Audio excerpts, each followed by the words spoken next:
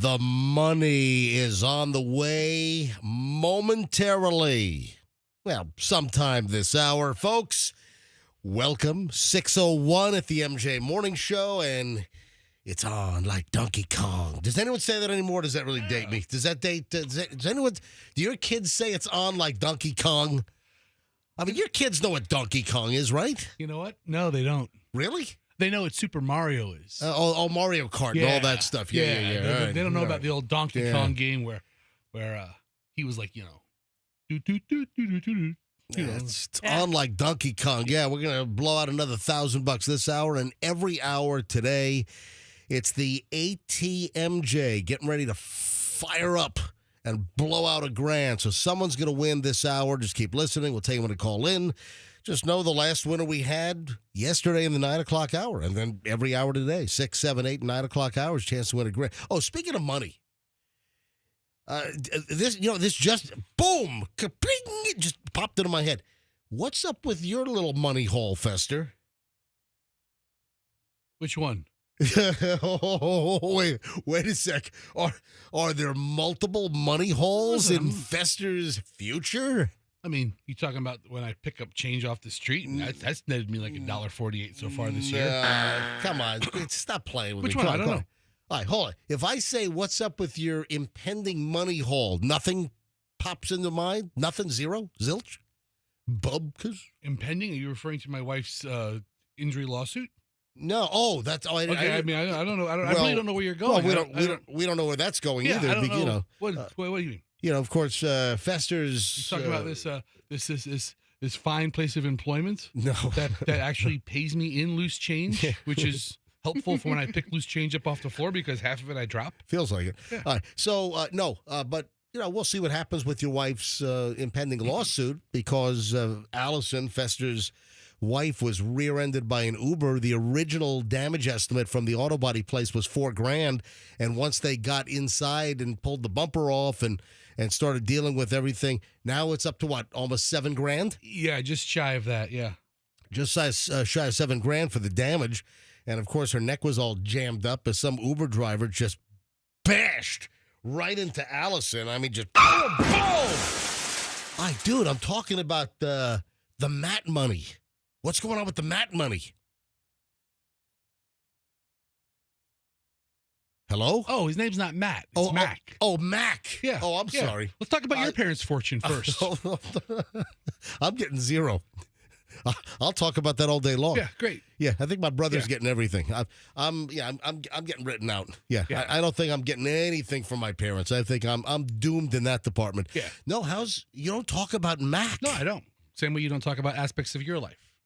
But you have talked about Mac. Right, and you have talked about things too. I don't talk about him now. You've talked about Mac a dozen times on the show. Like 3 or 4 times. Only after you prodded. How is Mac? Is he okay? I just put the money aside for a minute. He's old. But you don't talk. Are you still visiting Mac? Saw him yesterday. Well, there you go. He's doing fine. All right, I think he always asks about you. Does he really? How's Schnit? Does he really? Yeah. He asks about everybody. I mean, he asks about everybody. How old is Mac? 85. Gotcha. All right, and you just stumbled into this. I mean, it's not like you're... No, it's not. I met the guy, and we have a relationship, and now... But he has no heirs. I mean, it's not like you were itching for a score. It just kind of fell into your lap. If, in fact, it remains... the case, because he might at the last minute decide to donate all his money to like some squirrel rescue. Possibly. There's only a durable power of attorney to make sure that doesn't happen. All right, come on, explain to our early audience. How did you meet Mac? I'm fascinated by the story. How did you meet Mac? I met him 20 some odd years ago. Right, and almost maybe not 30 years ago, 20 some odd years ago. How did you meet Mac? When I did my barbecue cooking show. Right. He was a listener. Yeah, Fester did a barbecue cooking show on the talk station, the AM talk station, for, what was that, a year or so? No, I did it for several years. You did for, okay. Yeah, and then, what was it, On the Grill with Tony Fatso? Yeah, so it was a fun little weekend project. Yeah. And he was a caller because he was a master barbecue judge. Oh, gotcha, and gotcha. he lived like off of Coolidge in South Tampa. Oh, I know where that is. Yeah. So it wasn't too far. He's like, hey. And then that led to, oh, you're right around the corner. Coolidge is that road sign that I've seen 100 times, but I couldn't drive there right now. Well, unless I plugged it into GPS. It's like Manhattan and Beta Bay, maybe. Yeah, I know. Or somewhere in that area. Yeah, I know. Like I said, it's like in my daily travels, and I pass it all the time. I see the sign, but I don't know actually where it is. So he listened to you, and then you became friends, and then so we invited. That radio station was like a frat party on weekends. Hey, come on over. Right. So he comes in. He sat in with Jeff, the producer. Yep. And we became buddies. We go to lunch. We go to lunch once a month, or maybe once every 2 or 3 months. And then the show ends. We stayed in touch. We talked every 3 or 4 months. Yep. And he's getting older. He doesn't have. And then when you get older, you need somebody to look out for you. So a lot of time. Fester you need somebody as an advocate. You get kind of drafted. I got recruited already. But not, you're not opposed to it. No. You're helping out an old guy. He's got no other relatives. And in turn, apparently, Fester is going to be the heir. And it's not like Fester moved in like a free breakfast scam at the Hampton Inn. It's not like that. I've taken him to the Hampton Inn before. Right. Oh, you have? Oh, he thinks that's great. Yeah. This is fantastic. Do you give him rolling luggage and a fake key card as well? This has been here all along. I've missed thousands of dollars worth of breakfast. All right. So for those that don't know that racket, Fester pretends he's a guest and just drives to one of the hotel chains that offers a free continental breakfast for the guests. Fester just pulled into the parking lot, rolls into the lobby like he's a guest, sometimes even with a rolling suitcase prop and a key card to make it seem like he's a guest, then just pops in and has free breakfast. So you brought Mac to one of your scam breakfasts? Oh, which one? Sheridan 4 Points or no? Which one? No, it was. I took him to a Holiday Inn Express. Holiday Inn Express. Because he likes cinnamon rolls. Gotcha. You know what I could go for? What? Cinnamon roll. Let's go to Holiday Inn Express. What the hell's there? Now, Fester's being a little cagey on this, but listen, and I just want to recognize that you've become friends. You've been nice to him over the years, and he needs somebody because he has got no family, and apparently because of that, Fester is going to be the heir, and it's going to be like a good scratcher lottery ticket score. I mean, not the $1 million score, but it could be a decent little score. Could be. But this is nothing you were after. This is sort of like just falling into your lap. It's not a typical Fester scam-a-llama ding-dong. It came to me. I didn't go to it. There you go. And I was just curious because I just, for whatever reason, I just thought about this guy. I thought it was Matt, but it's Mac because you haven't mentioned him in a while. Yeah. All right. Does he listen to the show? No. All right. So he tried. He tried. When we first signed on to Q105, Yep. He told me, go in my bedroom, set my radio to Q105, and just leave it on. Right. I fall asleep. So what the hell happened then? 3 weeks later. Yeah. Shut that damn radio off. That radio station plays Jack and Diane so many damn times. It's driving me crazy. Little story about Jack and Diane. Oh, my God. 2 American kids. Do they have 3 songs in that station? Tell them to play the 3rd. Oh. It's funny as hell. So I keep them abreast of everything. Right, but speaking of money, but folks, I'm going to say this, and Fester can confirm or deny. But Fester's got a chance to score probably 3-4 bills. Yeah, maybe. Yeah. So we'll see what happens. All right, just getting rolling. Speaking of moolah, we got the money. We got the ATMJ, your chance to score $1,000 on the way in minutes. Hey, it's early.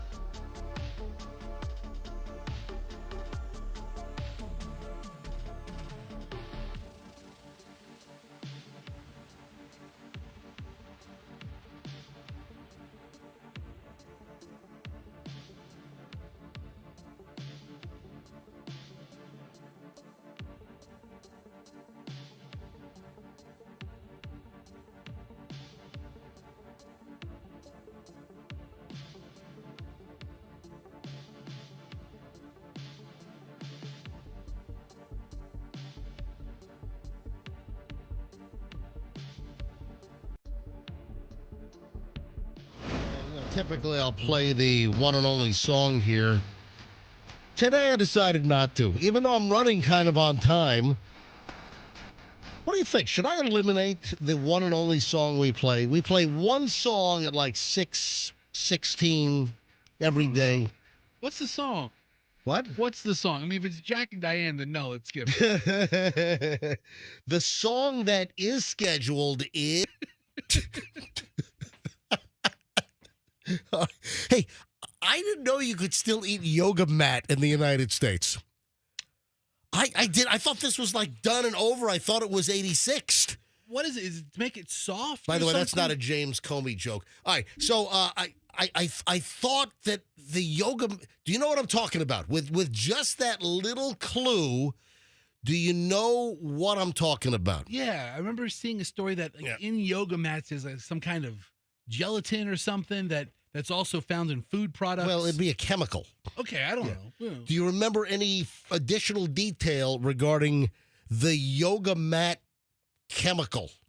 That it doesn't taste nearly as delicious in yoga mat form. All right, listen. Do you remember like a brand? Do you remember a food?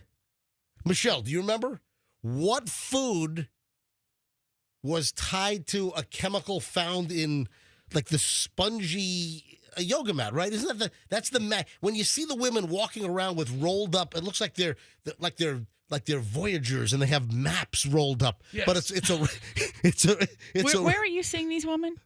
In New York all the time. Oh. When we were up in New York, you'd see women just walking down the street, Yeah. man. They were carrying their yoga mats. You know what I'm talking about? You don't know the first thing about yoga, so I'm really curious as to how you know it's a yoga I'll mat. tell you what, I know the first thing about yogurt. Yeah. And you know what my favorite yogurt is? I like the brown cow. Mm-hmm. You know what?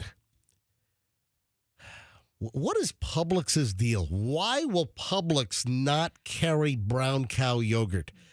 So, I go to Whole Foods, I go to Rollin' Oats, or I go to Sprouts. Those are the three stores that carry brown cow. And anybody I turn on to brown cow yogurt, they love it. And, of course, my favorite is cherry vanilla.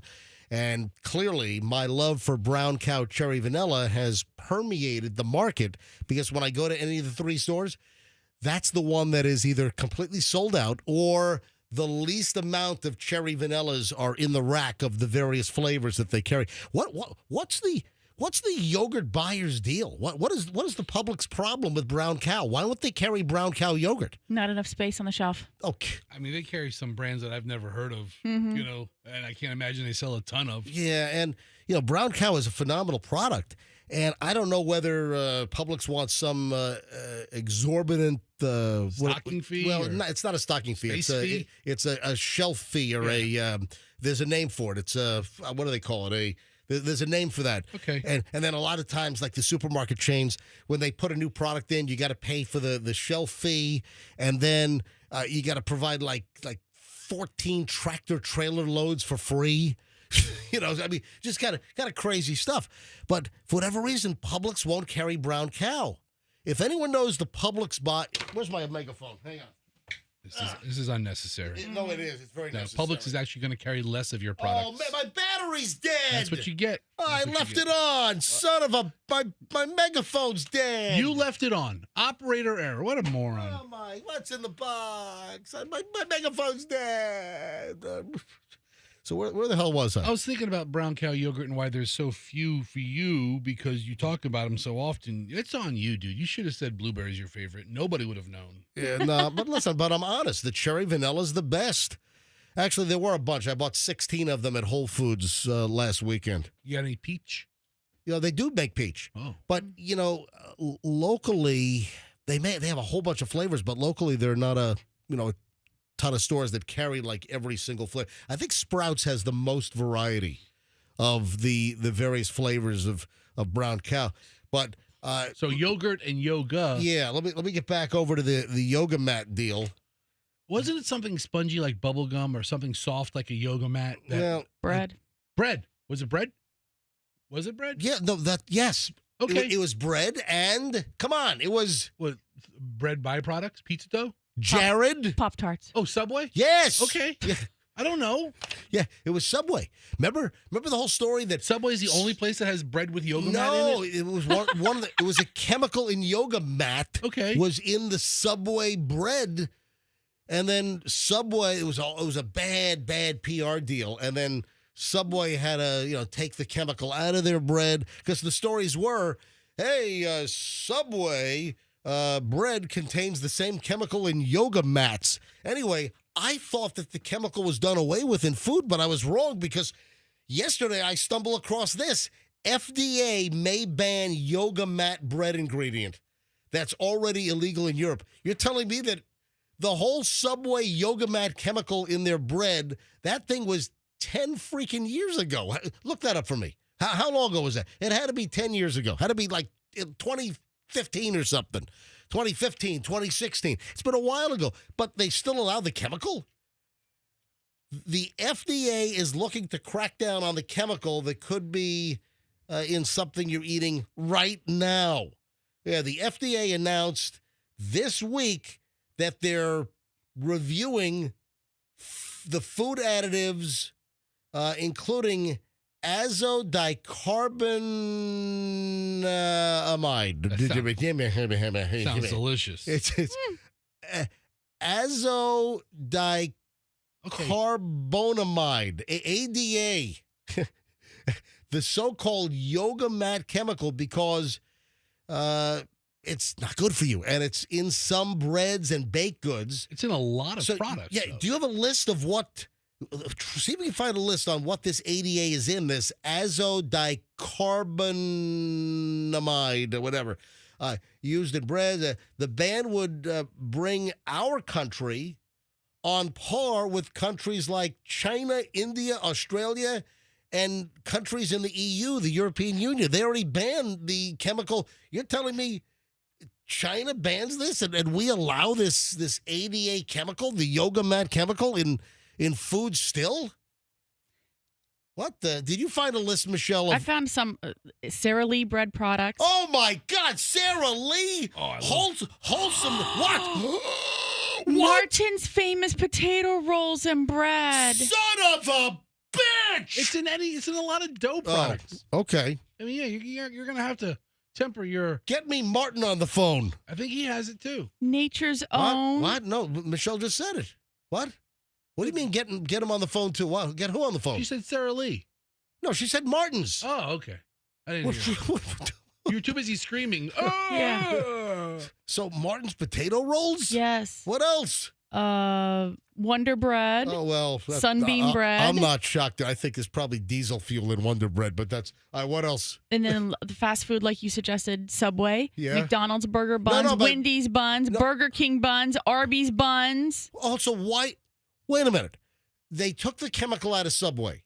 So they reformulated. The chemical hasn't been in Subway rolls for a long time. Only because Subway was outed. Yeah, as right. So that's unfair. Why was, if that chemical's in all this other stuff, why was Subway unfairly singled out? That's what I want to know. Because Subway sucks. Why would you say that? When's the last time you've been to a Subway? It's been a while. Yeah, exactly. There's a bunch of locations. I mean, It's been a while. Yeah. Don't piss off any Subway franchise listeners, okay? Come on, Michelle. What are you doing over there? Trying to get fired. Stop it. Stop you it. and I both. Anyway, health concerns. So yoga mat chemical. I thought it was banned in the United States. So not yet. Now the FDA is looking to ban it. Well, thank you. Thanks for jumping right on that. Did you find out what year Subway pulled the chemical out, or what year was the controversy? Did you find that? 2014. Oh, I was right. I think I said that. I think I said 2014, 2015. Yeah, we're all really proud of you. Look at that. Well, thank you. Give me a gold star for today, would you please? Yes. All right. Hey, we were speaking about the griddles earlier. Oh, before I move on, I saw some. Speaking of yogurt, I was mentioning the brown cow yogurt, and who said Chobani? You said Chobani.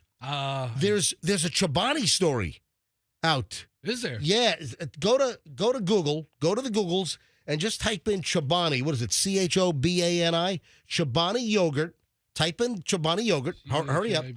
No, that you typed in GHIBONI. What is wrong with you? The C and the G look a lot alike. All right. So stop. Let me grab this. So let me go to news. There's some news story about Chobani. Chobani. I gotta find it. What is it? That- what well- do you think it was? Well, somebody sent me, and it went to. I hate when I get links and it goes to Facebook, and then I got to log in on my phone and use some two-factor authentication. What is wrong with you? it's You just just click on it and it goes. It's just a pain in the ass. All right, so Jason, a regular listener, Jason, sent me a direct message. Chobani hit with class action lawsuit over allegedly deceiving consumers. Here's what you need to know. All right, so if I hit the story, Here you go. Chobani Yeah. Court. class Chobani- action over toxic plastic chemicals?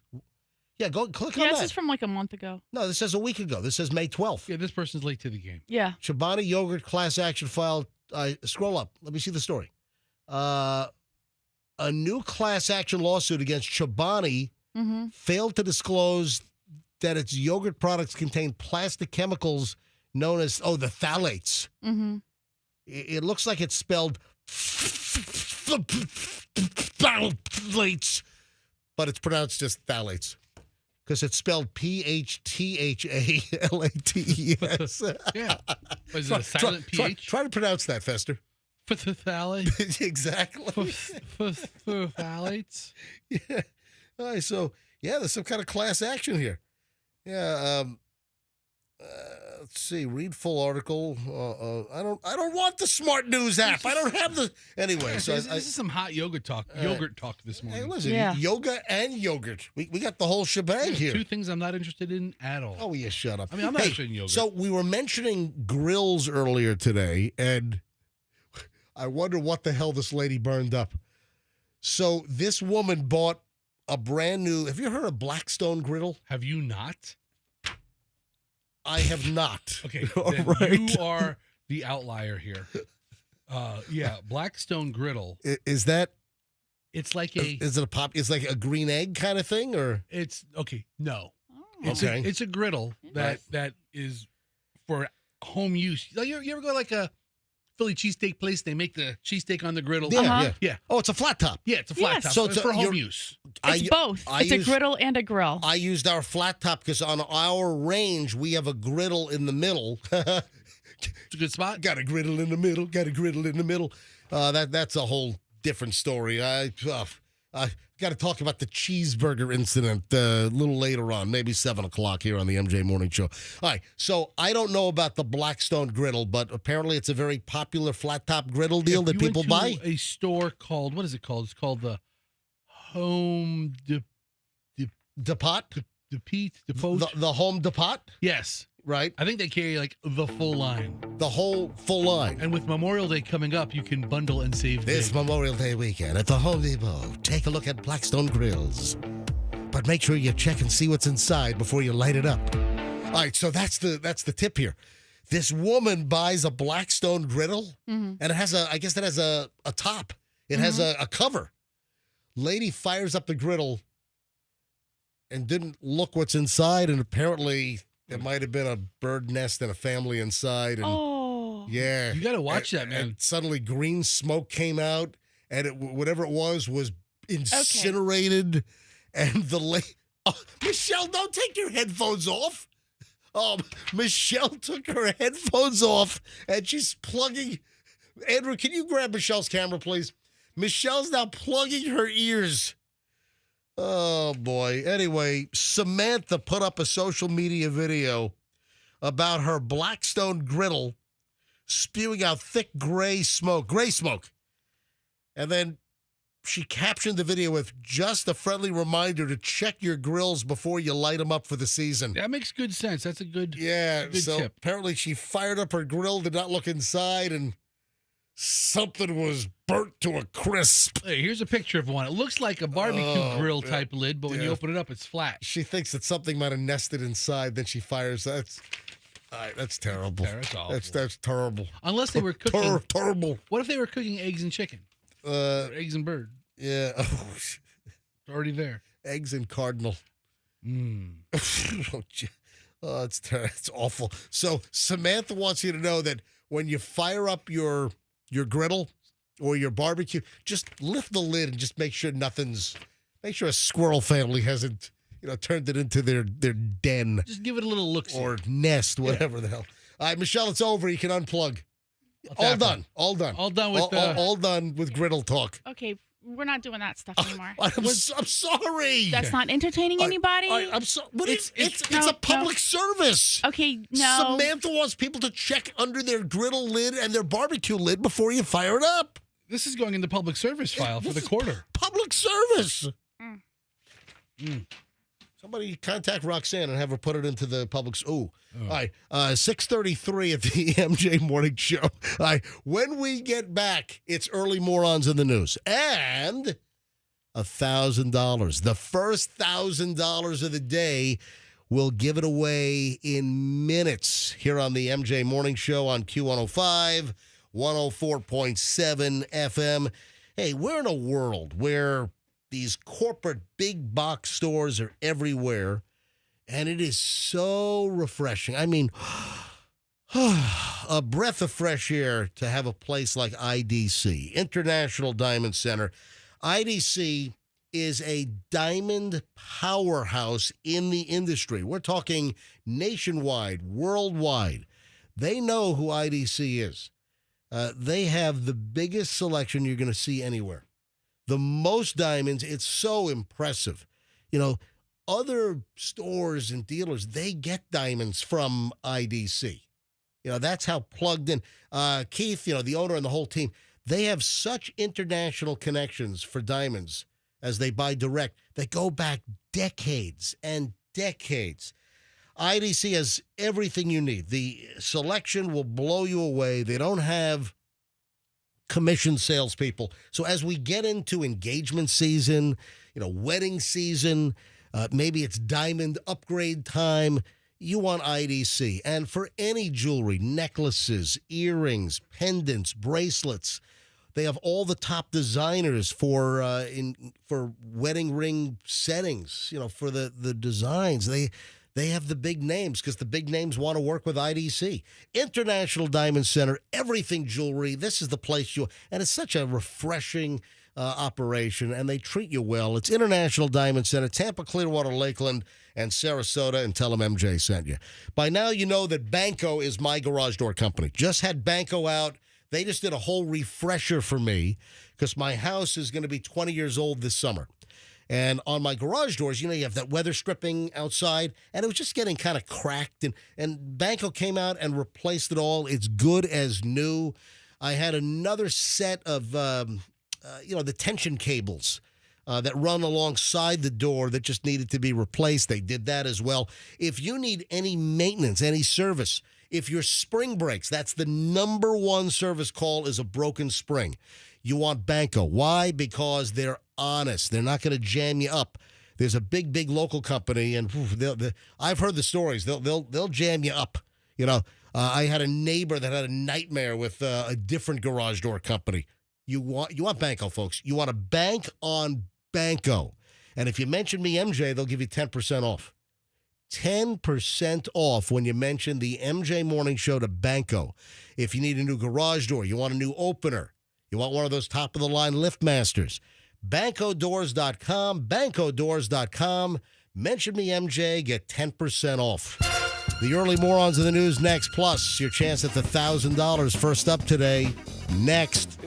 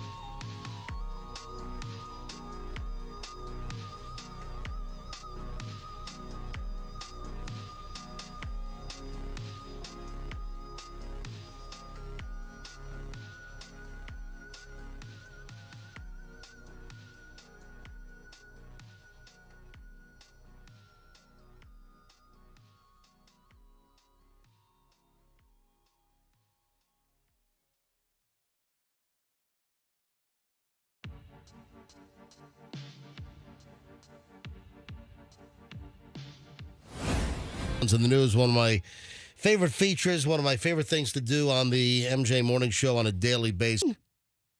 It's from some. I don't know if it's from a movie. What? Yeah. Why does that sound familiar? But I don't know what it is. Can you look that up quick? I meant to look this up. I just didn't have time. I've got so much crap flying around here. I don't always. Hang on. It looks like it's a song. Hold on, Andrew. Turn on your microphone, please. Andrew, what'd you say? That was a song from 2001 by Saliva. Is that the song she was singing? Wait a minute. There's a band or a person called Saliva? Yeah. Like saliva? Yes.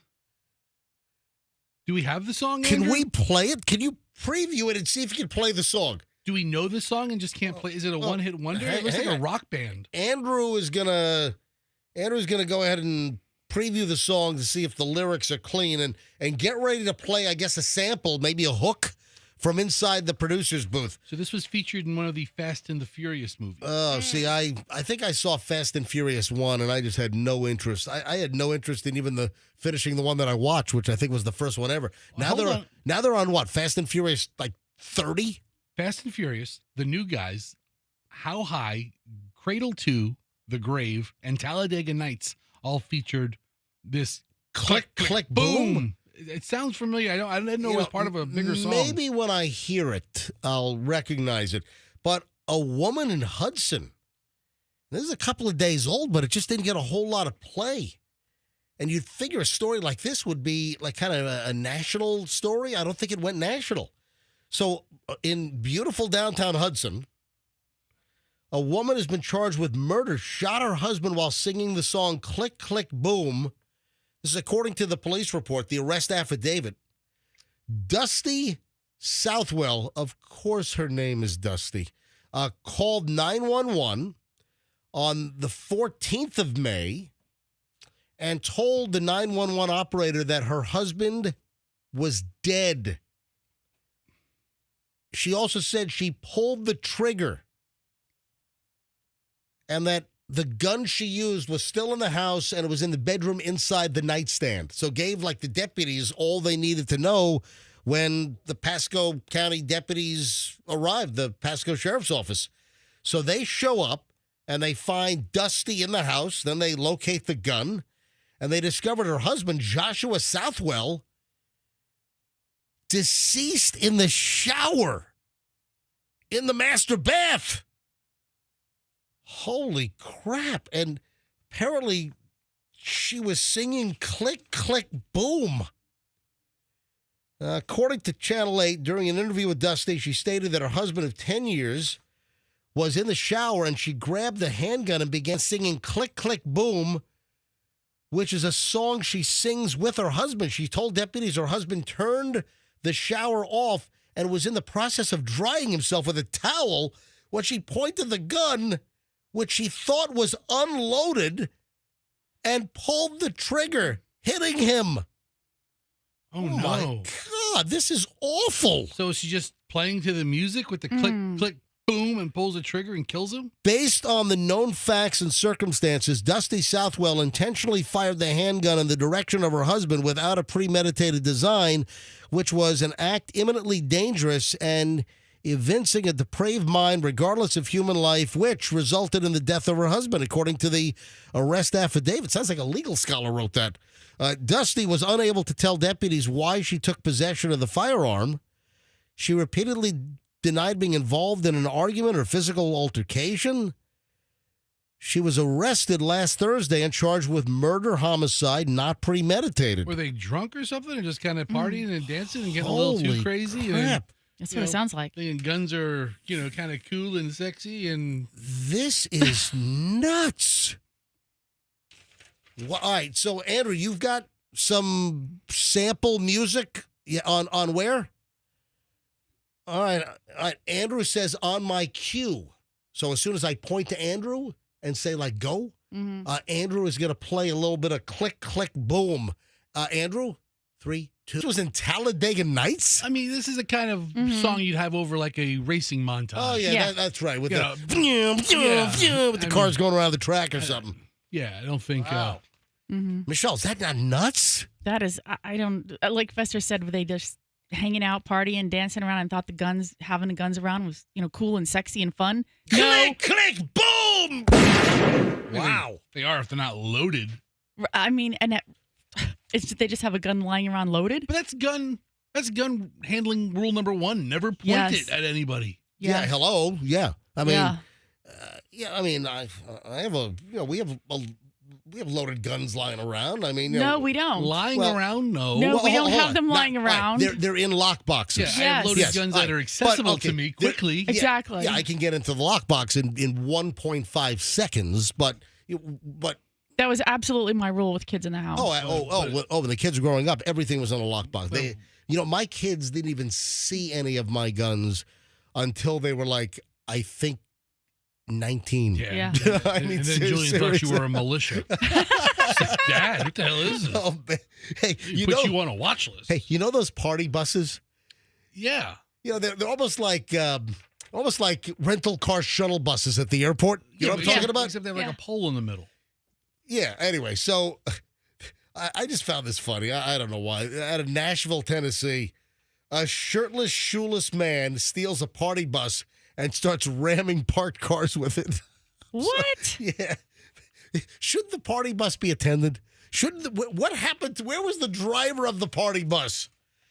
Yeah, a guy is accused of stealing a shuttle bus, a party bus, and then ramming into multiple parked cars in downtown Nashville late last week. That's terrible. It is. Can you imagine that?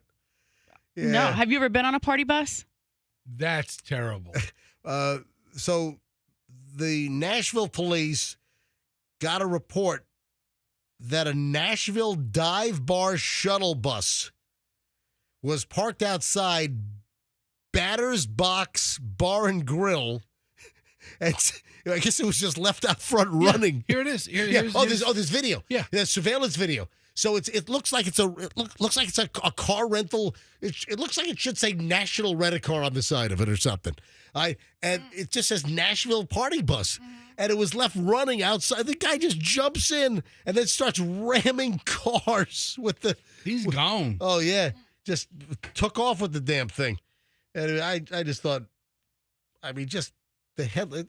Kind of funny, but I don't condone Grand Theft Auto. But When was the last time you were on a party bus? It's been a while. Michelle, any thoughts on when I was last on a party bus? You've never been on a party bus. You don't think so? Mm-mm. I've been on a party bus. Whoa. When were you last on a party bus? I got to hear this. Whoa. Oh, hold on. Let me solicit for the money first, though. Ladies and gentlemen, it is 6:50, so I got to hurry. So I got to pick a somewhat low number here because I got a break within a couple of minutes to stay on time to start the 7 o'clock hour on time. But right now, it's time for the ATMJ. Would you like to win the first $1,000 today on a Tuesday? If you are the 29th caller 29 right now, 800-990-1047. Just be caller 29 right now and know who won the last ATMJ $1,000 in the 9 o'clock hour yesterday, and you'll win the next $1,000 right now. And if you're listening, you're saying, I don't know who won yesterday in the 9 o'clock hour. That's how the game works. You always have to know the previous hour's winner. So if you don't know, just listen to see who wins here in minutes, and then you get to play next hour. And then the 8 o'clock hour when you hear the 7 winner, and then the 9 o'clock hour. And then tomorrow morning for 6 a.m., you got to know who wins the last time at 9 o'clock later today. All right, ATMJ, all brought to you by the Kemp Law Group.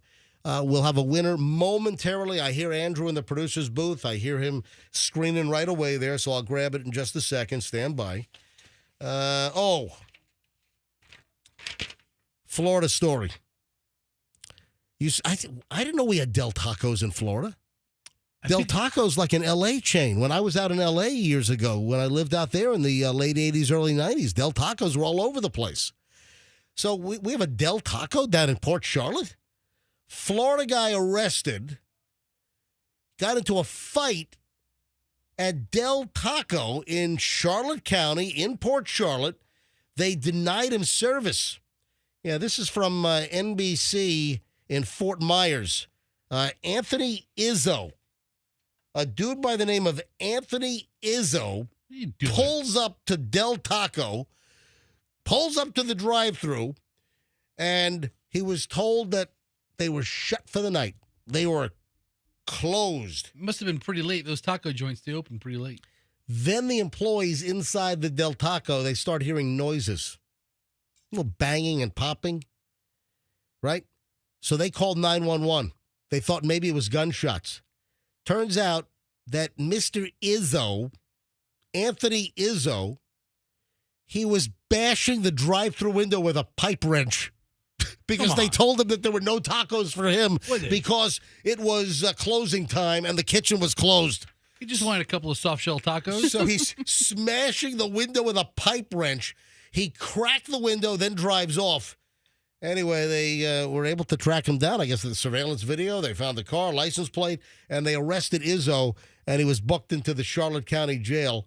And they said he caused at least $2,000 worth of damage. They probably have to replace the drive-through window. He just wanted to get himself the Amerimex L Big Box. Is that it? Is that one of the? That was one of the items there. I think it's a taco and a hamburger. Yeah, gotcha. In a box. Hi, good morning, MJ Morning Show. Your caller 29. Who is this?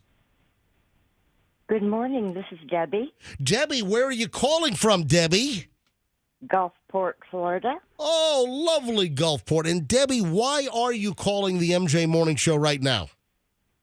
For the ATMJ and Stacy Kemp. Yes. And to win the 1,000. Guess what? You're caller 29. Can you tell me who won the $1,000 last in the 9 o'clock hour yesterday? Niku. That is correct. You win. Deborah, you got $1,000 with the what? Whoa. What? Is it Debbie or Deborah? Oh, hold on. What? She said Debbie, and you called her Deborah. I'm sorry. Whoa, hold I'm your sorry. horses, I'm dude. sorry if I went legal. I'm sorry if I went birth certificate. Don't drop I'm her- sorry. All right. So, what is your actual name? Well, Deborah, but I go by Debbie. All right, so Okay, what so- are we going to use for purposes of this We'll contest? use Debbie. All right, Debbie. Debbie. We'll use Debbie. Debbie, Okay. Congratulations. You got $1,000 thanks to the Kemp Law Group and the MJ Morning Show. Thank you so much. Can you use the $1,000 about now? I sure can. All right, awesome. Debbie, hold the phone. Andrew's going to give you all the information, okay? Okay, thank you. And thanks for listening to the MJ Morning Show. Look at that, 6:55. I'm running late. Well, I've never seen somebody mess something up worse than What did I that. mess up? Debbie, Deborah, Oh, blah, blah, blah, excuse blah, me. blah. All right, 7 o'clock hour starts next here on Q105, 104.7 FM. Oh, I got complaints. We didn't have the P. Diddy pile yesterday with Michelle. So we kind of have to do a P. Diddy pile coming up in just a bit. We had a cheeseburger incident at the house last night. Got to talk about the cheeseburger incident. And that'll be coming up next here on 104.7 FM. Roof time, it's Westfall time. So who do I, MJ, use to work on my roof at my house? You know, I've had repairs done, but I'm going to be in the market for a new roof. And you know, I was hoping to get a little more time out of it, but I'm at 20 years now on my roof. So, yeah, it's going to be time for a new roof, and it's going to be Westfall because Westfall does a great job. You know, you just got to know that if I'm using Westfall at my house, that's the company that you want to do your roofing. Westfall, decades of experience since 1989. So if you have a roof leak, if you just need a repair, or if your roof needs to be replaced, because roofs in Florida last anywhere from like 15 to 20 years on average. Any roofing issue, you want to call Westfall, family company. It's westfallroofing.com. And, you know, get things done before hurricane season, get things done before the real rainy season. Westfallroofing.com. Tell them MJ sent you. Hey, another friend of mine just used two college brothers over the weekend. Even sent me a picture. I got a text. Hey, look who's at my house right now. And I saw the big two college brothers moving truck parked in front. Another great move, somebody I know. If you need a great moving company, folks, you want twocollegebrothers.com. You've got the others, then you have Two College Brothers. They are highly trained. They are highly background checked. Get a top-notch, solid, smooth move with Two College Brothers. They're going to wrap all your furniture in blankets, making sure that it's not marred or scratched. You know, you don't want some clod, some clown show, snapping legs off chairs and gouging, grandma's antique dining room table that she gave you years ago. That's why you want twocollegebrothers.com. Mention me, MJ, get free moving boxes. Smartest move you'll ever make, twocollegebrothers.com. Tell them MJ sent you. 657 traffic's on. The cheeseburger incident at my house. Next.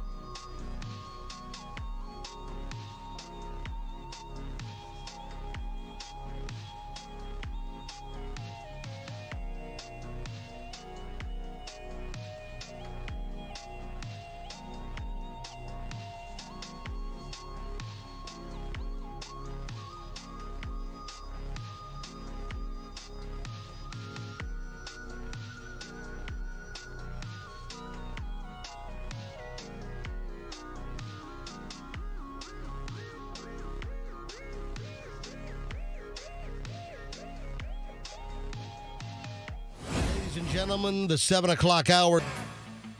All right, 7:01. New hour means another $1,000 on the way in just a bit. Hey, Fester, are your kids still huge Mr. Beast fans? As a family, I think we enjoy Mr. Beast's products. All right, hold on a sec. The cheeseburger incident in just a second. This is only going to take 10, 15 seconds. Mr. Beast is in trouble? Could Mr. Beast spend the rest of his life in prison in Mexico?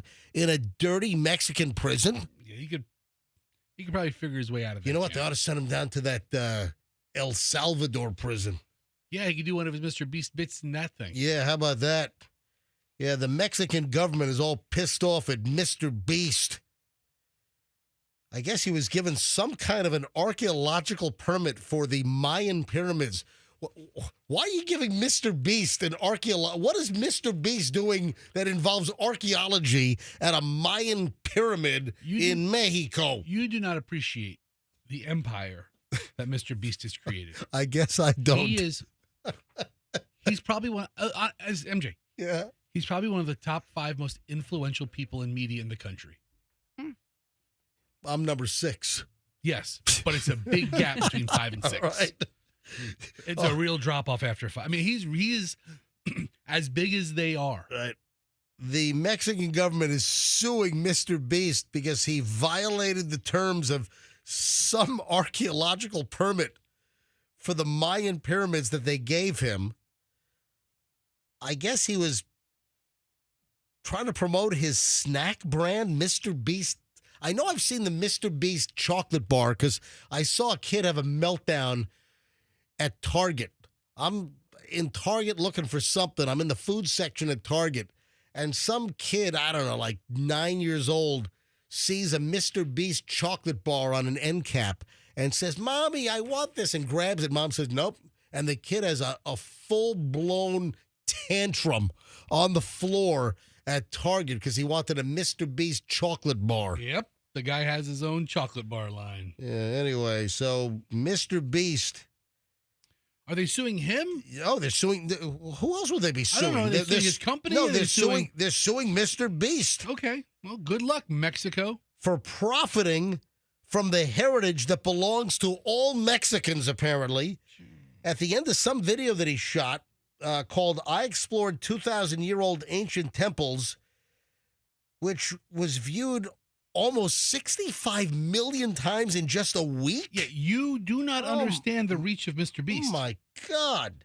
Mr. Beast, whose real name is Jimmy Donaldson. Yep, from North Carolina. He promotes Feastables chocolate peanut butter cup snack. Oh, what is that? His take on a Reese's peanut butter cup? Yeah, he calls his product a special Mayan dessert and the only Mayan-approved snack on the planet. Sounds like he's being facetious. He's joking around. Anyway, that really pissed off the Mexican government, and now they're suing him that he's trying to get rich with his peanut butter cups off the Mayan culture. That bastard. This sounds ridiculous. Well, it's about as ridiculous as the Italian dude, who's the guy who's singing espresso something, and the Italians are all mad at him now. Hold on, what's that about? I sent you the song to play. Yeah. What is it? Hold on, what is that? He's singing some song that seems to be sort of disparaging or making fun of espresso, and the Italians are all in an uproar about it. Hold on, when did this happen? Oh, I was in the news yesterday. Okay. I sent it to you. Oh, you did send me that. But I did. But I saw espresso in the headline in your email. Yeah. And espresso just doesn't interest me. I didn't even click on it. Well, Oh, it's literally like the same kind of idea. so Oh, really? Here's Mr. Beast's video. Oh, gee. It's up to 70 million hits. Oh, my It's been God. released 9 days ago. What? So he's making a fortune from YouTube money. So I saw another story that I thought, and I didn't send it to you, but Mr. Beast just over the financial threshold of $1 billion. He's the 8th youngest billionaire. Oh, my God. Listen, it's creative stuff. Roll some. Let me- just got dropped off on this 2,000-year-old ancient temple. But we're so high up. We're surrounded by jungle. See you later. Let's go see what we can find. In this video, we're going to be exploring dozens of ancient temples, all of which hide ancient Mayan secrets from the world deep underground. Everything you guys are seeing now, the Mayans didn't want us to see. Nobody gets to go where we're going. So he's actually doing like a real archaeological deal, but then he pushes his chocolate bar at the end? And that's why the Mexicans are all pissed off? That sounds misguided. Why don't you be pissed off at like the Sinaloa drug cartel? Looks so majestic. Let's be angry at Mr. Beast's chocolate peanut butter cups. Visit these ancient monuments and share with you guys. Thank you so much. All right, so where? 500 years ago, the Spanish came here and they. Oh, so where are the freaking chocolate I don't know. bars? I'm looking. It's supposed to be the end of the video. The seventh wonder of the world looked like. I'm not gonna lie, it's actually very beautiful. And while we didn't find any gold, I'm grateful that I could even visit these ancient monuments and share with you guys. Thank you so much. Guys, I love you, Mexico. It's been great. See you later. Yeah, is it? Yeah, where's the chocolate bar hawking? I'm sure somewhere in this video Yeah, that is. do you still think Mexico's great? They're now suing you for apparently pushing your peanut butter cups at the Mayan ruins. After- Anyway, listen, how long is this damn video? It's 15 minutes. It's 15 minutes, 45 seconds. All right. Somewhere in there, I guess he pushes his damn chocolate bar. Maybe they were hungry during their trek. Yeah, we haven't seen this video, but we watch his videos. They're very creative. He has his own show on Prime. That's like an elimination contest. Yeah, it's an energy bar. He has all kinds of products. Anyway, Mr. Beast is getting sued by the Mexican government. All right, so got to talk about the cheeseburger incident at my house. Michelle, you're making a mountain out of a molehill, I think. Well, listen, go ahead. Me and Chloe and Julian, we're all three are making a mountain out. When it's the 3 against 1, who should win? Who planted the seed, and then you all ganged up on me? Nobody planted a seed. We all realized the same thing as the meal was placed in front of us. All right, would you like to tell the story? What did you, Fester? Do you remember what he said yesterday? He was going to cook for dinner, It was burgers. and he was going to do what? Make them from scratch. I was having a burger craving. I only eat red meat, and I love a great steak. You know, my preferred cut is a greatly marbled prime ribeye. Sure. You know, at least an inch and a half or 2 inches thick. You know, medium rare. Okay, you but know, this internal isn't- temp of 135. This isn't that. All right. Or a cheeseburger. I love a great cheeseburger, but I only eat red meat about once a month. Although I'm a total carnivore, I love red meat, but I only do it about once a month. For whatever reason, I was craving cheeseburgers, and yesterday during the show, I said, hey, let's do cheeseburger night. Yep. So go ahead, pick it up And from there. so we all got excited because you've always made the cheeseburgers from scratch. Like literally bought the beef, you seasoned it, you mixed it up, and then you hand pattied. And you have been a big, like, you can't buy the, preformed patties. You always have to make it from scratch. You season it properly, and then you hand patty it. Yeah. And that's what you look for when Yeah. you go out to eat. Yeah. And so then you go to the grocery store and you come home with He came home with frozen patties. preformed patties. No, they were not frozen. There is a brand of high quality Okay. preformed patties, but it's not your typical garbage like some kind of a food service truck that delivers crap to a middle school. Yeah, it's not your typical garbage. It's But they totally were different. still preformed. Okay. And they still did not taste good. Michelle, listen, I think it's in your head because It's not in my head because you know what? Both Chloe and Julian said they would take double patties before when you said, hey, I'm making cheeseburgers because we all had to have a different bun, Fester. This is crazy, right? Oh, yeah, It's yeah. a bun order. Oh, yeah. Julian Michelle had wants to have sesame. No, listen to me. All right. Julian wants sesame seed. MJ agreed. I said brioche because we all know you should have it on a brioche bun, It's a good period. bun. I like a bun. potato roll. So, listen, just everybody wants a different bun. That's a freaking fiasco, So you okay? went to Publix and bought 4 different kinds of Oh, buns for my the family. God. They're blaking about you having preformed, like from butcher Yeah. case quality. Listen, this it was a debacle. No, 'Cause listen. we were all like, "What the heck is this? This is not even what you normally do." We were all excited, and we ate it, and we were like, "Ugh!" And he got romaine lettuce. Oh. I like romaine lettuce on my burger. Who likes romaine lettuce on a burger? what? I you like gotta have the iceberg with the crunch. Or what about the bib lettuce? Would that have been acceptable too? Iceberg's the way to go, but there's some restaurants that try to be too hip for the room, and they put some fancy The schmancy That's like the I think fancy that's too schmancy. fancy. That's like the bib lettuce. But Yeah. I like romaine lettuce on my burgers. Okay. Anyway, But the big sticking point was The you did burgers. not make the burgers from scratch the way you always do, and you've always been a stickler. Yeah. That's the thing. In our house, you've always been like, you can never buy a preformed burger. You always have to do it by hand. You always have to have a hand patty. Blah, blah, blah, blah, blah, blah. I've been listening to that for like years. And now, yesterday, we were all like, okay, great. He's going to make these delicious cheeseburgers. We're so looking forward to it. And then we saw you making it. And we were like, what the heck is this? All right. And both kids who had signed up for 2 burgers each Went back to ate one and said, that's it. They're done. Out. Not tasty. all right, I don't want to disparage the brand because it's a good brand and it's a really high quality product. I don't know why you guys, you know what it was? It's all mental. You guys are all mental on this because you saw the pre-made burgers. These are high quality. I would have known by the how it was on my bun. These are high quality. These Fester. You couldn't even stick This your was finger in it a this few is times? prime chuck. It sounds like a good burger. It's USDA prime. Okay. And this is a good brand. The burgers are Not seasoned. Salt and pepper. The seasoning's on him. So This is the thing. The seasoning's on him. Fester, when you season a burger that you're making from scratch, you mix it all in, and so it's all seasoned throughout, and the meat has a time to you know what he does? He sprinkled a little bit of salt on the top and a little bit of pepper and said, there you go. I mean, okay. It's different. And anyway, was it too thick? Was it too thick a burger? No. It is the burgers. Well, I cut yours down because yours I took some off of I reformed yours, but these are nice patties. This is a high end USDA prime product. This is like the best quality beef you can get, and it was like ground chuck prime, and it was good. I would have rather gone to Five Guys. All right, listen. It's a great burger. Bottom line, well, for me, Five Guys they cook it too much. You can't get them. Delicious. It's fantastic. Yeah. It's a thin patty. It's Right. smashed. All right. So that was our cheeseburger debacle at my house last night, and then Chloe suddenly comes down with a debilitating stomach ache 8 minutes after she finishes. It's all psychosomatic. You know, these were if I took these burgers which were formed, but not like a machine press look. Yes, they were. They were completely in a circle. Like, how else do you do that? It's with a machine. If you buy a preformed patty, it's getting a machine. If I would have taken their burgers and put them into a bowl and smashed all of them together, and you guys would not have known the difference. Then you could have seasoned it properly, and then you could have hand pattied it, and then maybe we wouldn't have known. You know what? For this? I try to do burger night, and I'm now a pariah. You should. I'm a cheeseburger pariah. Just got in your car, gone down to the Burger King, ordered up a couple of Whoppers. You should have had it your way. Don't do that. You rule. But no. Don't do that to Michelle. Take the time, MJ. You were on kitchen suspension.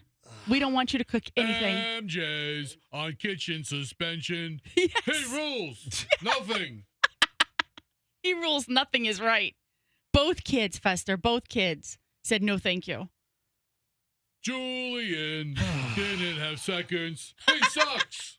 And he usually gets like a double from Five Guys. Chloe will get like that triple from where do you go, Wendy's or whatever, where you can get like the Big Dave's something 4 patties in a row. Big Dave's thick and juicy heart attack snack. Yes, she loves that. I love it. She loves that. Good stuff. But he made it one burger. It's your fault, MJ. Yeah. My family bitching and complaining. You douche. Yes. Pretty much. Instead of you rule. You douche. That's funny. My family's all pissed because I didn't make burgers from scratch and I didn't season it all through. And now they're all angry and they have stomach aches at my house. You douche! Come on. I mean, I can't win. I can't freaking win. You should have ordered out.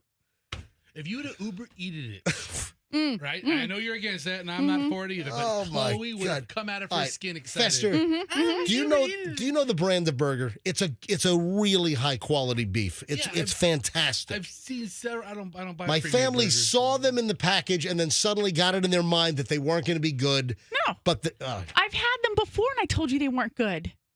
We had them at your parents' place, and I was like, I ate half of it, and I said, no, it's done. Over. Was his mother like, Todd, you got to try this Yes. because it's a pre-made burger? In a couple of weeks, will you and the kids give me a second chance? No. Can I come crawling back? No.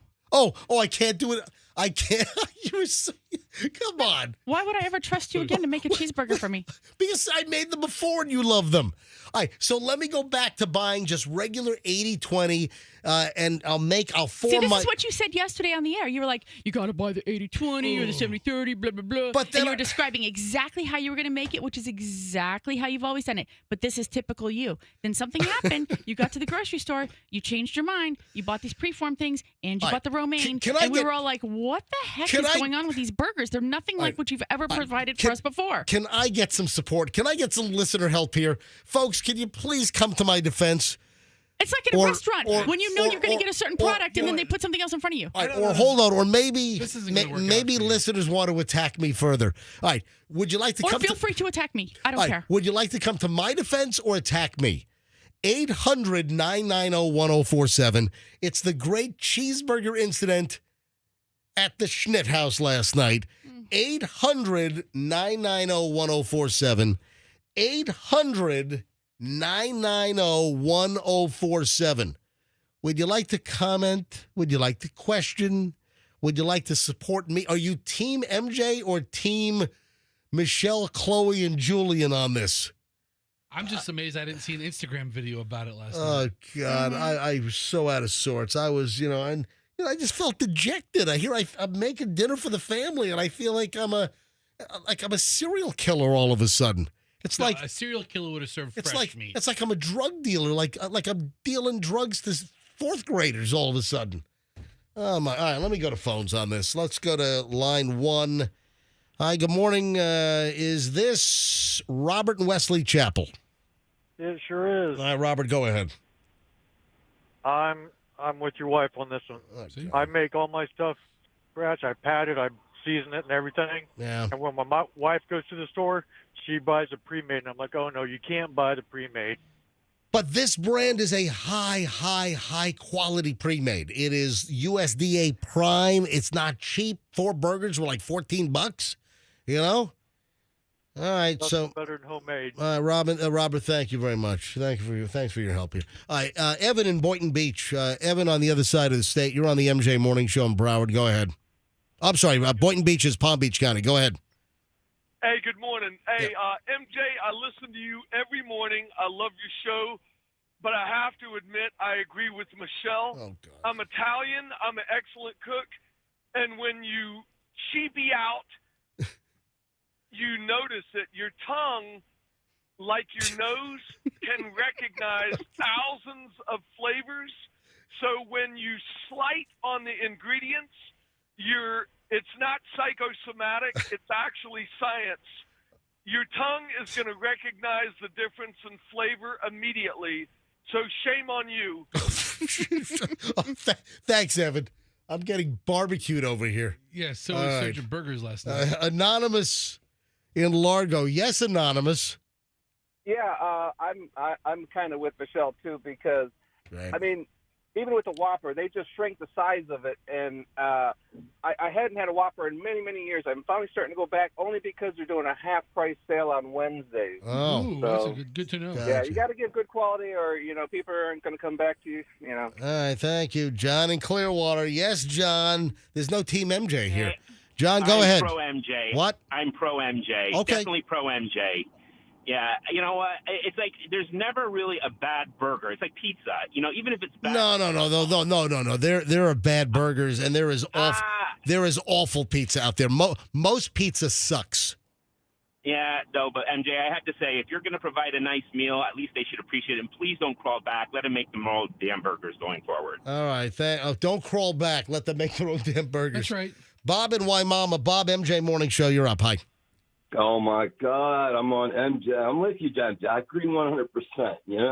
I've done a lot of pre-made burgers, but I couldn't believe it. This is like a butcher shop quality pre-made burger. It's not cheap ass. It's not like burgers in a tube like from Walmart. These are good high-end burgers from a great purveyor, and it's USDA Prime, the best grade of beef. Well, were they frozen? They were frozen. No, they were not frozen. They were fresh. Oh, non-frozen. Yeah, they might ship frozen to the stores and they thaw them, but they look like fresh out of a butcher case. Thank you, Bob. Andrew, stop taking calls. I'm going to be late here. April, quickly in Clearwater. Yes, April. I'm Team MJ. I love you, Michelle. I'm sorry. The romaine lettuce was a bit too far. I agree, but you should appreciate that he cooks. Yeah, I get no appreciation. I just get trampled upon. Thank you. Oh, Mario in Tampa's a chef. Yes, Mario, you're on the MJ Morning Show. How you doing? Yes, Mario, go ahead.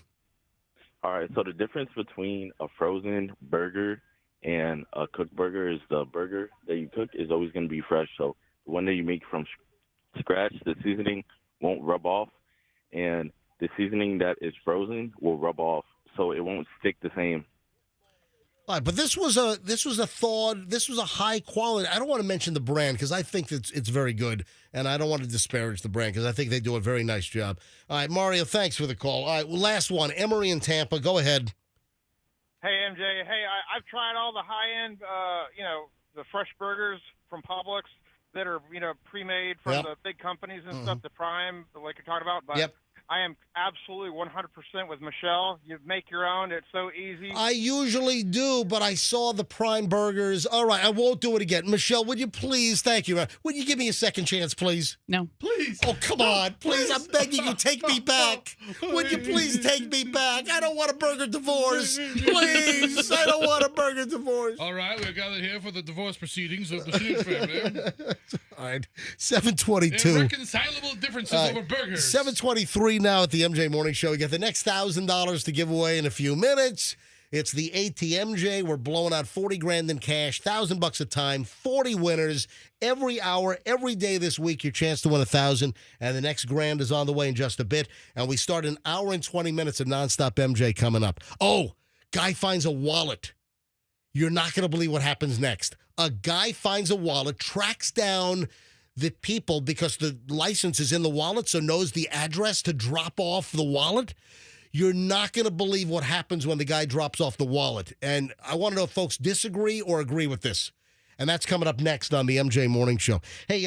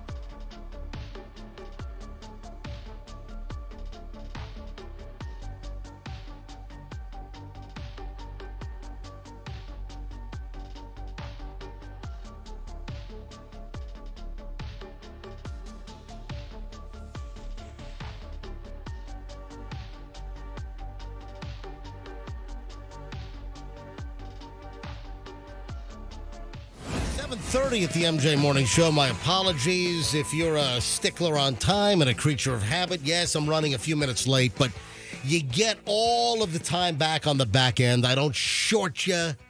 Hour 20 minutes of nonstop MJ starts right now. And the wallet. Good Samaritan finds a wallet. And you're not going to believe what happens next. This has caused quite a debate. Fester, you found this. I did, yeah. This was on, what, a Reddit thread? Yeah. I mean, I have no context as to when it happened or where it happened, but it doesn't matter because the scenario is just interesting, and I thought it could lead to bigger things. But, yeah, I just found it on a Reddit thread. All right, so this dude finds a wallet. Inside the wallet, clearly there's identification that gives the address of where the person that lost the wallet lives. Let me play the audio. The guy is captured on a Ring doorbell, bringing the wallet back to the house. Finds wallet, finds ID, drives the wallet to the person's house, and this happens. Listen to this, and we ought to debate this. Agree or disagree with what happens right now.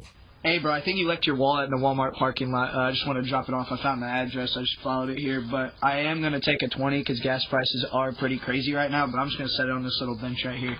So outside right here on the side. What do you think? Guy finds a... Listen, I don't know if this is real or fake. Let's just assume this is real. Right. Michelle, you haven't heard this. You don't know the story. Michelle's hearing this cold for the first time. Yeah. Guy claims, let me play it again. Guy claims he found the wallet. I don't think you left your wallet in a Walmart. I think the guy fell out or you left it in the cart or something. Wallet found allegedly in a Walmart parking lot. Hey, bro, I think you left your wallet in the Walmart parking lot. I just want to drop it off. I found the address. I just followed it here. But I am going to take a 20 because gas prices are pretty crazy right now. But I'm just going to set it on this little bench right here. So outside right here on the side. Now, there was more money in the wallet. Yeah, so... What do you think? And you can see him pull a $20 bill out. You can see clearly a 20 comes out of the wallet. He leaves the wallet at the front door of the house, grabs a 20, and leaves. Mm-mm. All right, Michelle, you go first. I don't think that's right at all. I think when you're doing something kind like that, you don't expect anything. We have returned so many wallets that we have found. On the street of New York. Here, I think Chloe found one in an Uber one time, and we have done everything we can, and we've never expect anything in return. Julian found a whole, somebody's key card, to get into their financial institution in New York City. She was an employee. Oh, that's right. And you know what? She gave him, when she agreed to meet him, because he said, I found it. And she said, I already canceled it. But, it's the comfort of knowing that your stuff isn't, floating around. And she gave him a $25 gift card to Minetta Tavern. He tried to decline it. He was like, look, I just wanted to make sure that, you got your stuff back. I don't agree with that at all. You want to talk about a great burger? Like a $35, $38, $40 burger at the Minetta Tavern. It's the Black Label Burger. If you're ever up in Manhattan, try to get go to the Minetta Tavern and get the Black Label Burger. Great. But I'm sure Michelle wouldn't like that either. All right. So, seriously, but and the woman was from Citibank or JP Morgan Chase or something. Yeah, so the woman lost her whole ID key card to get into the building. Julian found it and tracked her down on like social media and then met up with her and gave her the card back. I found a guy's cell phone one time. Yeah. And I let my kid figure out the combination, and they did by, touching every combination. And then Yeah. it would like lock out for like an hour, and the kid would have to go back. But eventually we figured out the combination. Really? To figure out, it was like, 0077 or something like that. It was a really dumb one. And, but my kid figured it out. That's how dumb it was. And I called him and I said, hey, or I called his emergency contact. Right. Because I couldn't call him. I had his phone. Yeah. And I returned it to him. And then the guy's like, there were two grown men standing in the parking lot of like the horse track off of Racetrack Road. What was that called? The horse track. I don't know what it's called. Racetrack Road? Tampa Bay Downs? Yeah. We're in the parking lot of Tampa Bay Downs. All right. I'm giving him back his phone, and he's like, so can I give you like $10 or something? And I'm like, no. And Hadley says, yes, right, give me $10. No, I didn't bring my kid to meet this stranger. I thought Look at that, Fester. You turned it down. because if it was like $50, I'd be like, hell yeah. Let's $10. Good deed. $10. Like, get out of my face. grab a couple of calls on this. And we speaking of money, we got $1,000 to give away shortly. So the 7 o'clock $1,000 winner will be coming up sometime in this segment. Before 8 o'clock, we got to give away the $7,000, right? In the 7 o'clock hour. All right, I'll grab a couple calls on this. What are your thoughts? Guy finds the wallet, allegedly, drops it off at the house after he finds the address inside, and then grabs a 20. Yes or no? Michelle's up first on this, and she said no. All right, 800-990-1047 if you want to weigh in. 800-990-1047 if you'd like to comment on whether you agree or disagree with the guy taking the $20 bill out as kind of a fee because he drove the wallet there and sounds like he made a profit on it, though. It sounds like, well, maybe, his time and the gas.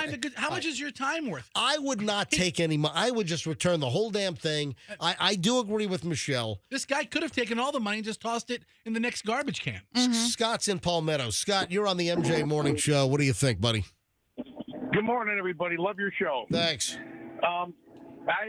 Honestly, I think the guy got off cheap. I'd have gave him a hell of a lot more. I mean, my wallet is like, if that gets lost, that's like my biggest nightmare. All right, but listen, that is your prerogative to give somebody a reward for returning the wallet.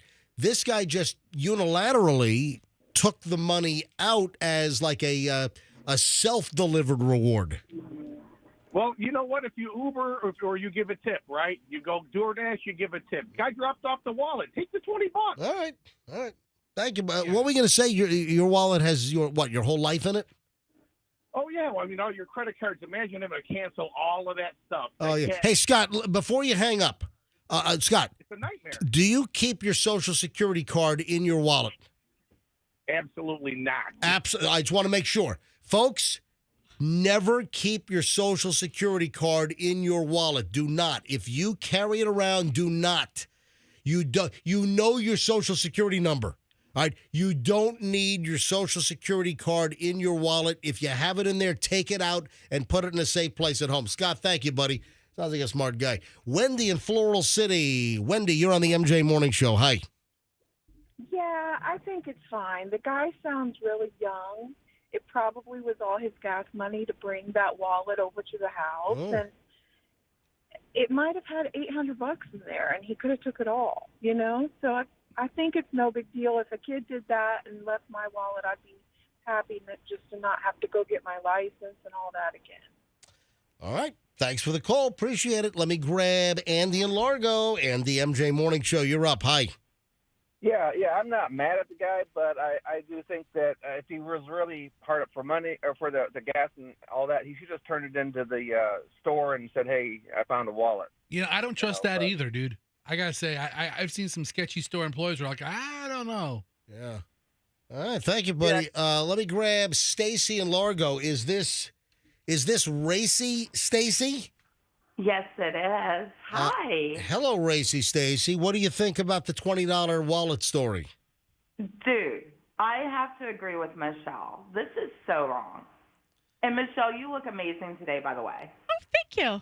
Oh, she's watching. Awesome. Thank you. I watch you every day, and you have been amazing. I just want to tell you.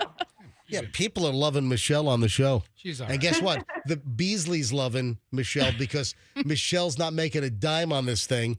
and they're saving a salary of the new hire that we were supposed to come up with. That's a whole different story. Boy, is All right, it. thank you, Stacy. Let me grab. All right, Andrew, cut it off here because I got to move on. Mark, Phil, Leslie, Katie, and then we'll wrap this up on the wallet story. Mark in Tampa. Hi, Mark. Hey, MJ. Michelle, we appreciate what you do for the show. Oh, thank you. Yeah, we know you don't make anything. Yeah, rub it in. And Fester, we appreciate you too. We know you can go to get coffee anytime you want. Yeah, guess what? Michelle is taking 20s out of my wallet all the time. So Yeah, she's getting paid one way or another. But no, I agree with the guy because gas prices are so high, and I would have told him to take more. Don't take more. Yeah, MJ, think about it. What if you lose your wallet, and here's the deal: you're going to get your wallet back less $20. Everybody says yes, that's fine. Phil in Lakewood Ranch. Folks, if you're just tuning in, I'll play the audio one more time here. Guy finds a wallet apparently in Walmart, drops it off at the guy's house because the ID's in the wallet. No one was home. He leaves the wallet at the front door. This is captured on the Ring doorbell, and the guy takes a 20 out for his time to deliver the wallet. Here's the audio. Hey, bro, I think you left your wallet in the Walmart parking lot. I just want to drop it off. I found the address. I just followed it here. But I am going to take a 20 because gas prices are pretty crazy right now. But I'm just going to set it on this little bench right here.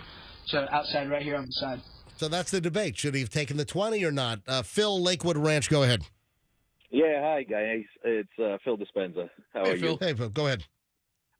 So did you guys expect any kind of reward when you found the two dogs and you were driving all over the place and spending your time doing something? You didn't get anything from it. Listen, all I wanted was for them to come on the show, and they didn't want to come on the show. I lost my wallet one time, and my mother worked in a jewelry store, and the guy didn't expect anything, but she gave him, a nice money clip as a reward. But, I think it's wrong for this guy just to take money. Yeah, I wouldn't have done it. All right, final call on this. Let me grab Katie. Katie in Waimama. Last call on this before we move on. MJ Morning Show. Go, Katie. Hi. I'm with Michelle here. Morally, I think it's wrong. I think that you shouldn't do anything kind and expect something out of it where you're just taking. I think it's very transactional thinking, but logistically, I think that you probably did save some money not replacing your ID at the very least. Thanks for the call. Appreciate it. To get a new license, to get new bank cards, the time, the energy. I mean, she says it's everything is transactional. You go to work, it's transactional. Yeah. If you're with your kids, maybe you'll discuss this story with your kids in the car, or maybe when you get to work, you might discuss this story with coworkers. It's just an interesting little dilemma. Let me roll this by you. What does PSP stand for? PSP. PSP. Dynamo. What is not TNT? What is PSP? PSP. What does that mean? PSP. Does it really mean something, or just was like MJ's trick bags? I mean, yesterday you caught us up on the periodic table. Yeah. So I'm done with your guessing games. PSP. Andrew, our producer, just guessed in my ear. PlayStation Portable. That is incorrect. See, Andrew? That is wrong. It's some made-up acronym that MJ has. In the world of MJ, yes. PSP stands for Pot Speed Phone. Speed Phone? Yeah. Pot Speed Phone. PSP. Pot Speed Phone. PSP. Do you have any idea where this is headed? Yeah, those are the three things you can give me for me to mow your lawn. No, that is incorrect. You need your lawn mowed? You need a bag of weed. Or some speed. Or a new phone. Please stop it. I just got to bring this up because, and I'm not going to belabor this. It's going to be a hit and run. But it's amazing when I do my walks. I'm walking 30 miles a week in the neighborhood. And there's one long straightaway stretch that gives me the long straightaway, and that's when I wiggle through the neighborhood. Then I get out to West Shore, and then I walk a long stretch of West Shore. And a lot of times I'm doing my walk during the rush hour drive home. So after 5 o'clock, 6 o'clock, in that vicinity. Pot Speed Phone PSP. All right, let me deal with this one at a time. The amount of cars that are driving south on West Shore after 5 o'clock where the car goes by and there's the whiff of marijuana pot, the number of people getting baked while driving home, it's unbelievable. It is every day I'm walking, and I've got a good, almost a mile stretch on West Shore. And all these cars are heading south from Kennedy down West Shore. The number of cars that go by, and the odor of burning cannabis, of marijuana, it's unbelievable how many cars I get the whiff from that pass by. The number of people smoking joints or smoking a bowl or whatever, it's unbelievable. The number of people getting high and driving at the same time, it's ridiculous. All right, that's pot in PSP. Do you know what the S is? Speed? It is. It's speed. Yeah, the people that are driving like 50, 60 miles an hour in a 30-mile-an-hour zone, nuts. All right, next, what's the other P? Are these your three categories of all the drivers on West Shore Boulevard? I'm just saying, these are three things that I'm noticing daily on a regular basis. So they're either smoking weed, they're either speeding, or they're on their phone. And the last P is phone. The number of people that are flying, and I'm on the sidewalk, doing my walk with my weighted vest on, the number of people that are on their phones. And I mean, you can see them. They're just holding their phones in their faces, and they're just speeding down the road. So PSP, my observations on a daily basis during my daily walks, it's really unbelievable. I mean, if I saw you walking along West Shore Boulevard in your weighted vest, I would pull out my phone and I would record it and say, look at this huge dwarf in a bulletproof vest.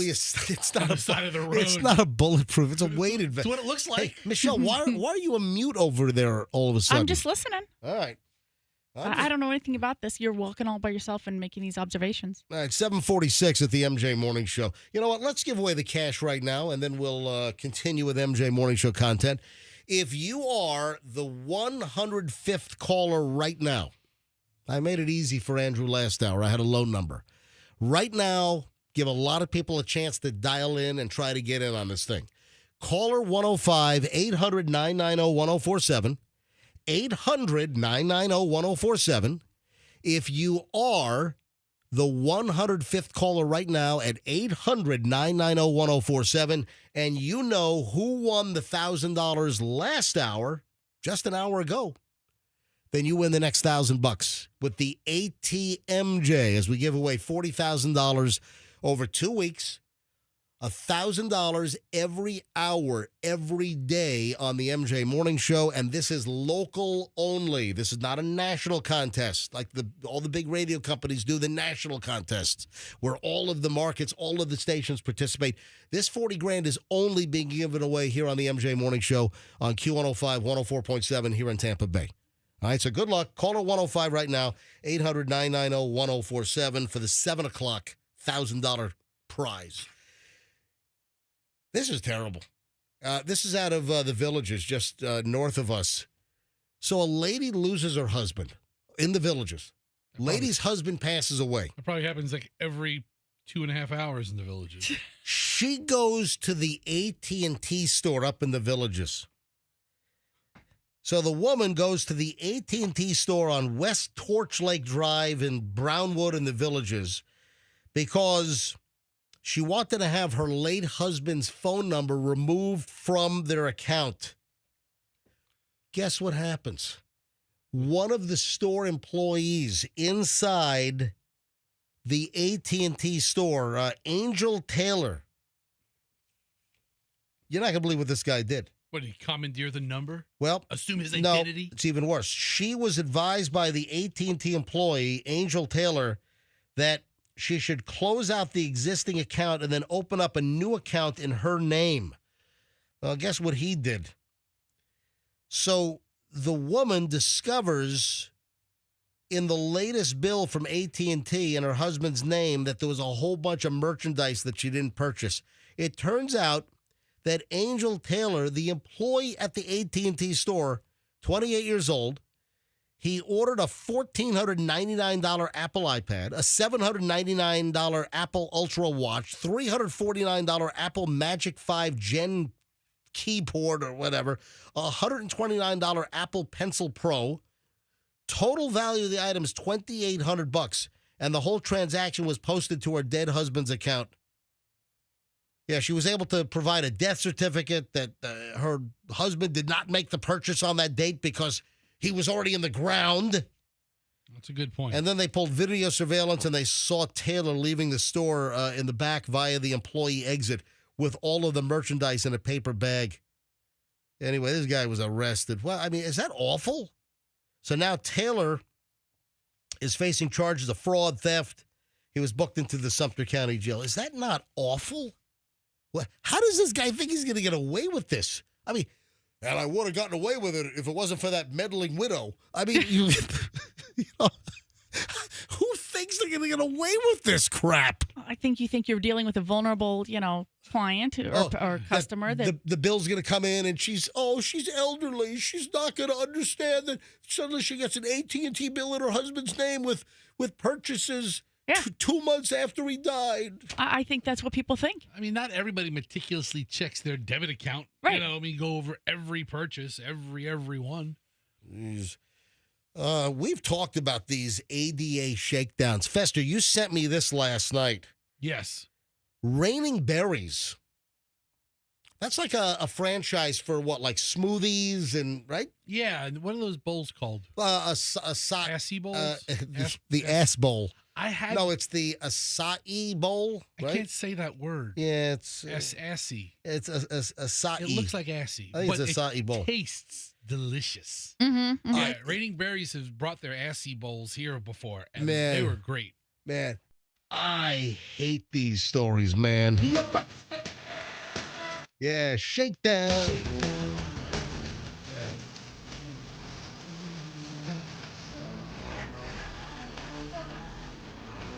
And I hate these shakedowns. So there's a woman that's now going after Raining Berries and a whole bunch of other stores. Well, she's one of those folks who has a legitimate disability, I think, and she goes into a place and she finds something where they're not in compliance with the Americans with Disabilities Act. All right. And she sues them. Yeah, hold on to that. We got to get into this in a second. Just a little teaser.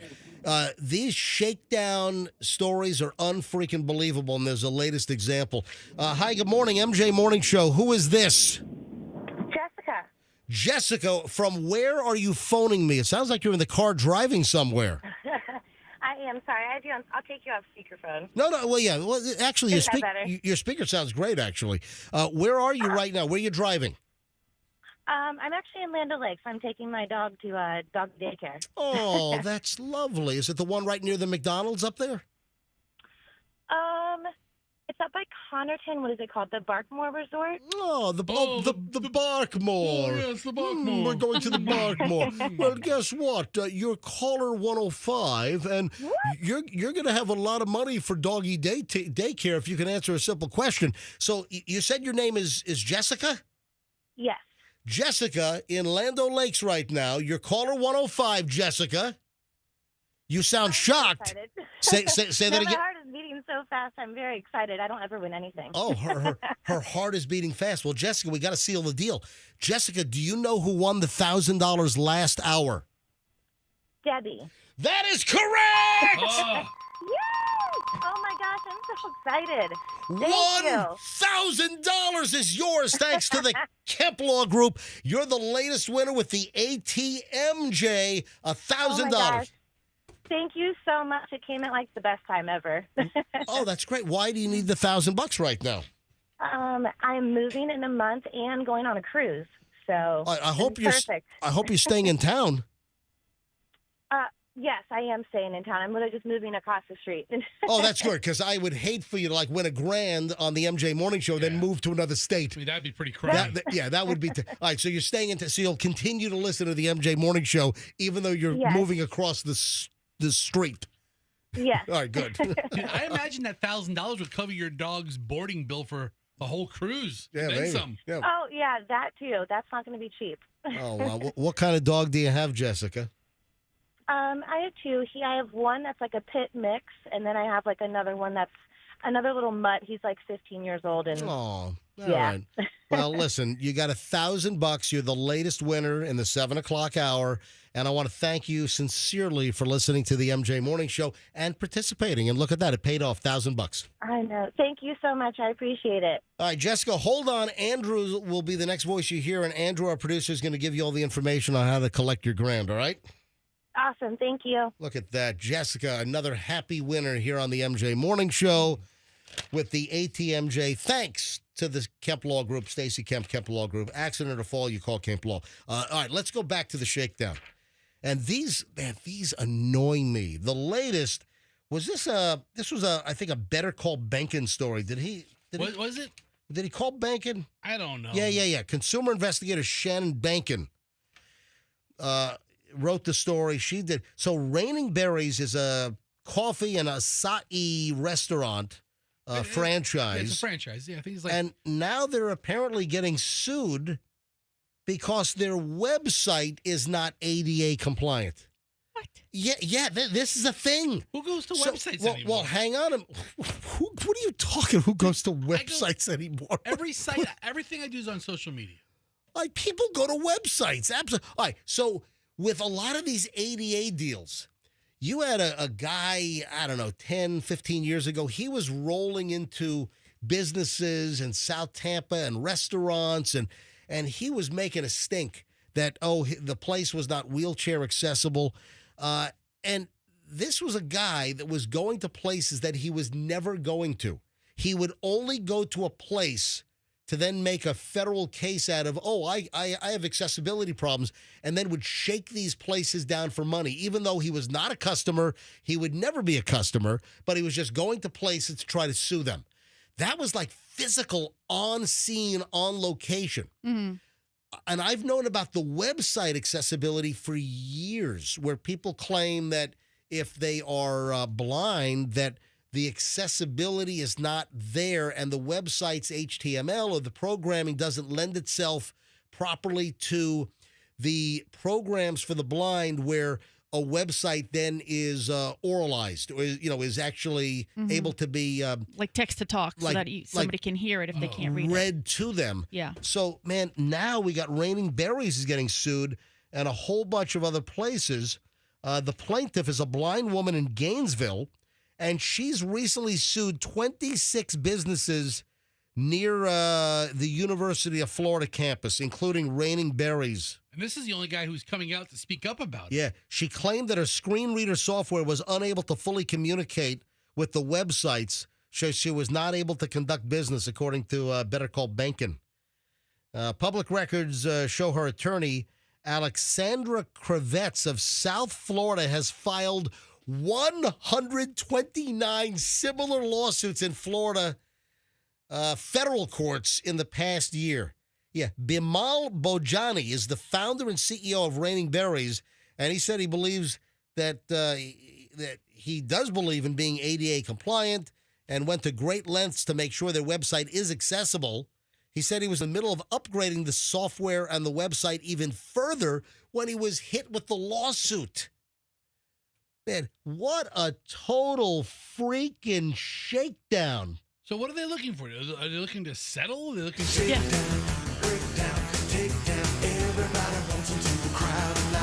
it's a total shakedown. Yeah, they're looking to settle. They file a federal lawsuit, and then they're hoping that all these businesses will say, okay, let's settle. Here's $10,000, whatever. And you take 129 of these? You settle for $5-10 grand? I mean, this clearly is this lady's occupation. But it's a total shakedown. Is this brilliant or reprehensible? It's reprehensible. It's a shakedown, dude. The Raining Berries guy, Bojani, said his company has a certificate of accessibility from a website compatibility company, and even added a widget to the website to be further accessible. Looks like this company, Raining Berries, is going above and beyond. They are serial lawsuits by a plaintiff and an attorney, and I think the Florida bar needs to address this because It's not helping anyone. Yeah, so why, Michelle, why is the Florida bar not investigating this lawyer who clearly is barred in the state of Florida for all of these, like, frivolous shakedown scam lawsuits, in my opinion? Well, first of all, they have to have complaints, right, from people. And then the Florida bar does investigate. They do have a panel that, conducts an investigation. But if he's functioning within the code of ethics, then there is really nothing they can do, right? If he is filing a legitimate suit that is seemingly, to benefit people who are visually impaired, who need that access. But I would hope that within the context of his filing the lawsuit, that it's not just getting money for it. Ordinarily, they have to remedy the situation. So to what degree, they can remedy that, or what is required by ADA? She doesn't care if you remedy it. That's the lawyer, exactly. Alexandra. They don't want it. This is just the lawyer's getting her percentage of the settlements, and then the woman, the blind lady. I mean, you've got 129 of these. I'm sure there are more, but this is the business. This is like a churning operation here. Just volume, just smash everyone with a lawsuit for, my client is having trouble with their screen reader reading and verbalizing your website. We're suing you for damages and inaccessibility. This is online. You also have the folks that have gone in, physically into places that they would never, ever visit, never a customer, and would sue for accessibility problems. Right.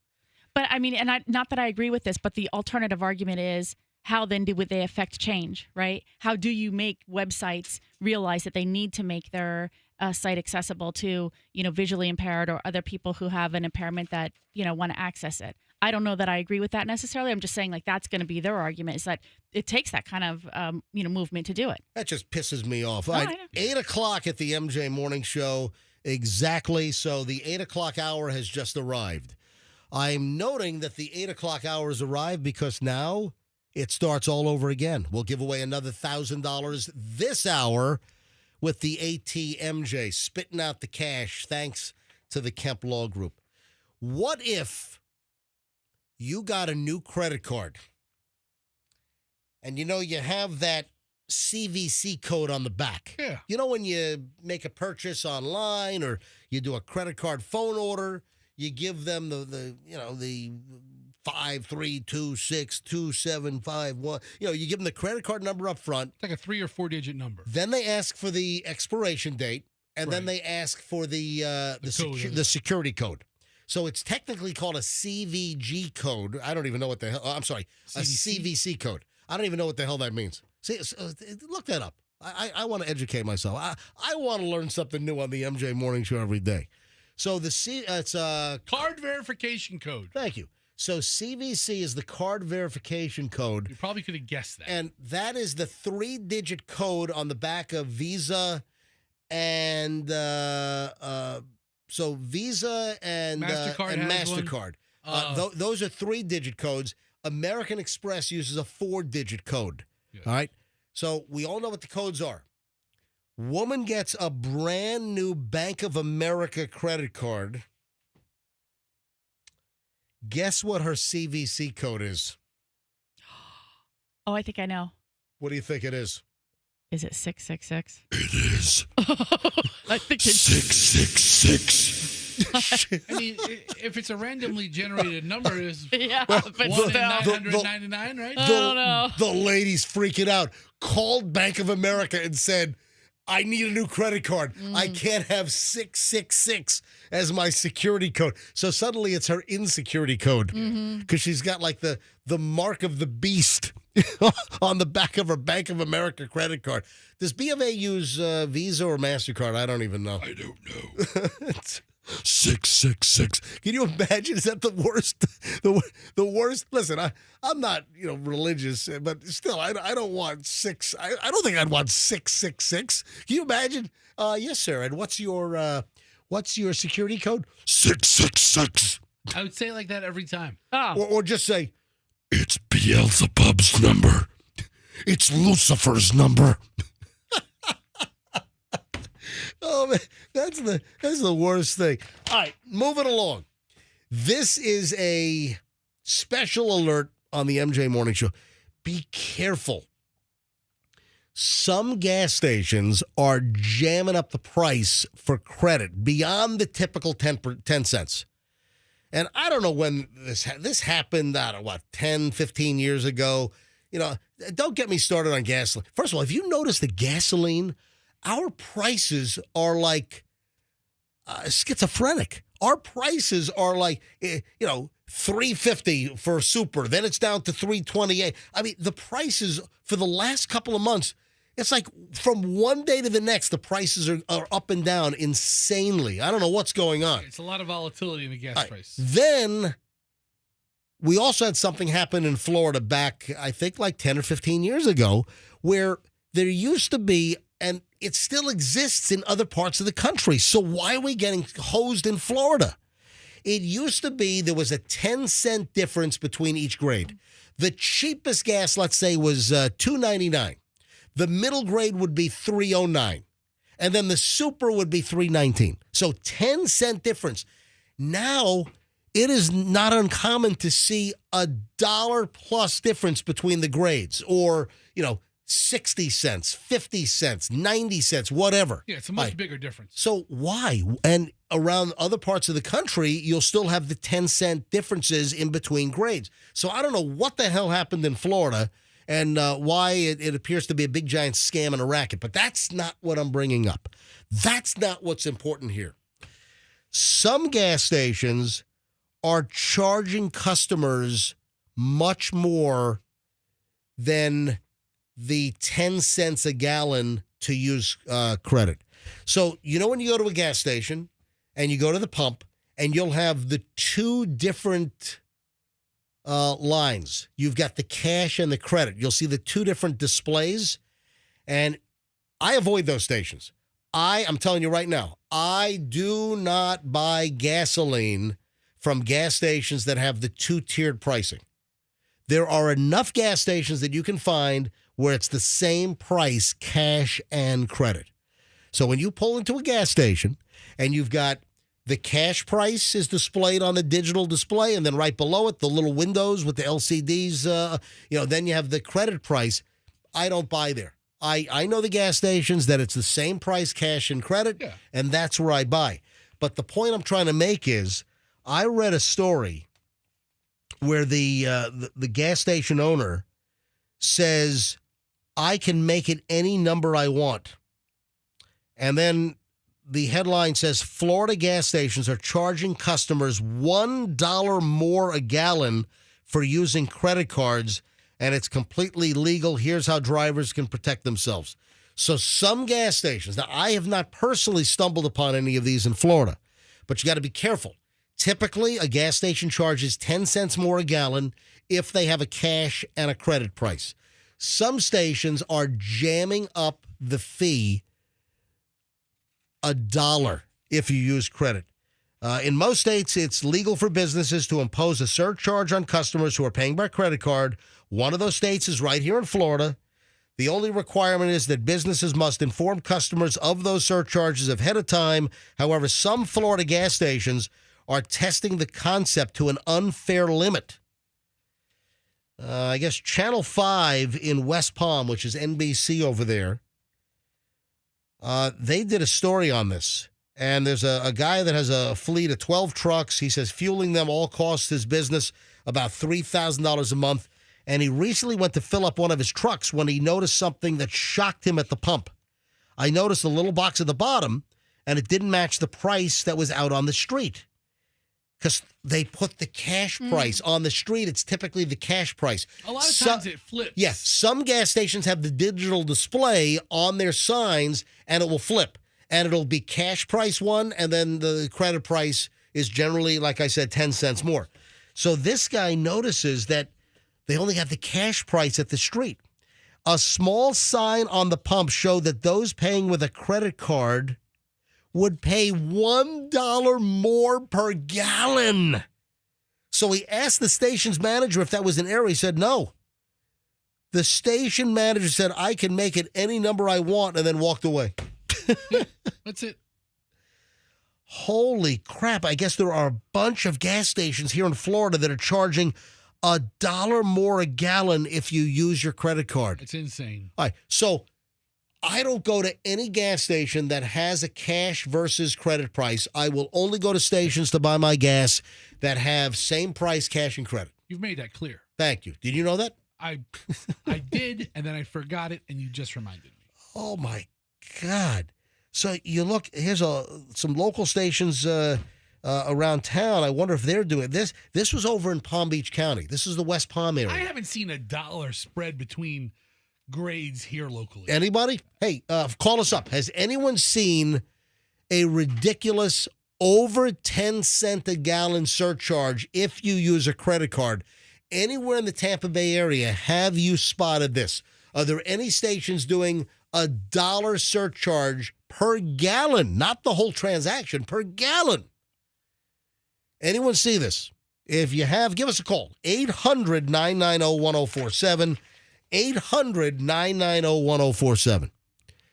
By any chance. Call us up if you've seen it. Andrew, if you have a call, put it on hold. I'm going to move on right now. But if we get calls, I'll get them in a second. If you have a loitering problem, or if you have a problem with folks that are hanging out at your place of business, you've heard of some businesses like playing music. I think there was was it down in Bradenton? I know this has been done. That there was a business that had all kinds of folks hanging out at, I think it might have been a convenience store, and they started playing classical music. They started like blaring. Remember that story? They started blaring like classical music out of a speaker to try to keep people away. I got to be honest, this would attract me. I find this very, very soothing. Yes, I do. But let me ask you a question. I found a story here out of a Walgreens. Okay, go ahead. A Walgreens. Yep. This is from 2023. Yeah. Off of ABC 7 News Chicago, that they did the same thing. They blasted classical music to deter loiterers. Right. Well, let me ask you a question. If you see, I think classical music is pleasant. I mean, why would that deter a loiterer? Anyway, it's pleasant if you're there just to walk in and walk out, or pump your car full of gas and leave. But if you're going to be there for a half an hour, it's like, oh my God. Hold on, what Walmart are you? Oh, it's Walgreens. But, and what Walgreens are you pumping your car full of gas? Okay, if you're at a 7-Eleven, think of places that have loitering problems. Right. Dude, I go to a Wawa that looks like it has like homeless cafeteria. Yeah. You have those tables outside, and it's like, you ever do that one on Hillsborough? No. Across from the casino? No. You're not missing it. All right. Sorry, I'm not hanging out at the Wawa across from the casino on Hillsborough. Neither am I, but if I stop there for gas, and I'm like, all right, this is a pretty sketch. So there's a woman that owns a business in Los Angeles, and she has a big homeless problem. Sure, okay. So the homeless are like encamping at her business. What is the worst song you can put on loop and play over and over again at your business to try to keep the homeless away from jamming up your space? Oh, is it like the theme to Paw Patrol or something? You're pretty close. A Los Angeles business owner has found a way to keep people from camping near his building. So he put this particular song on loop. Come on, guess. Is it the Barney theme? No, you're close. Oh, you're walking, you're dancing, you're prancing all around it, Fester. Is it like Ring Around the Rosie or something? No. You're going away from it a little bit. Okay. Come on. You were close. Worst song that you can blare on a loop to keep people away. The worst song possible to annoy the hell out of people. What could it be? The theme song to the Smurfs? No, come on. You're dancing around it. All right, here we go. In 3, 2. Do we support this? Listen, these people have housing insecurity, and do they need to listen to that all day? Apparently, people that live near an apartment complex, they're also complaining. Yeah, so the business owner is blaring Baby Shark over a speaker to keep the homeless from their encampment right there in their parking lot or right next to their business, but it's also pissing off apartment renters in a complex adjacent as well. So, but that's got to be one of the worst songs you can put on loop, on repeat. Baby Shark. Is that what they used for waterboarding terrorists or something? Didn't I hear something like that? Maybe not. Michelle. Yeah. Tell me if this is exorbitant.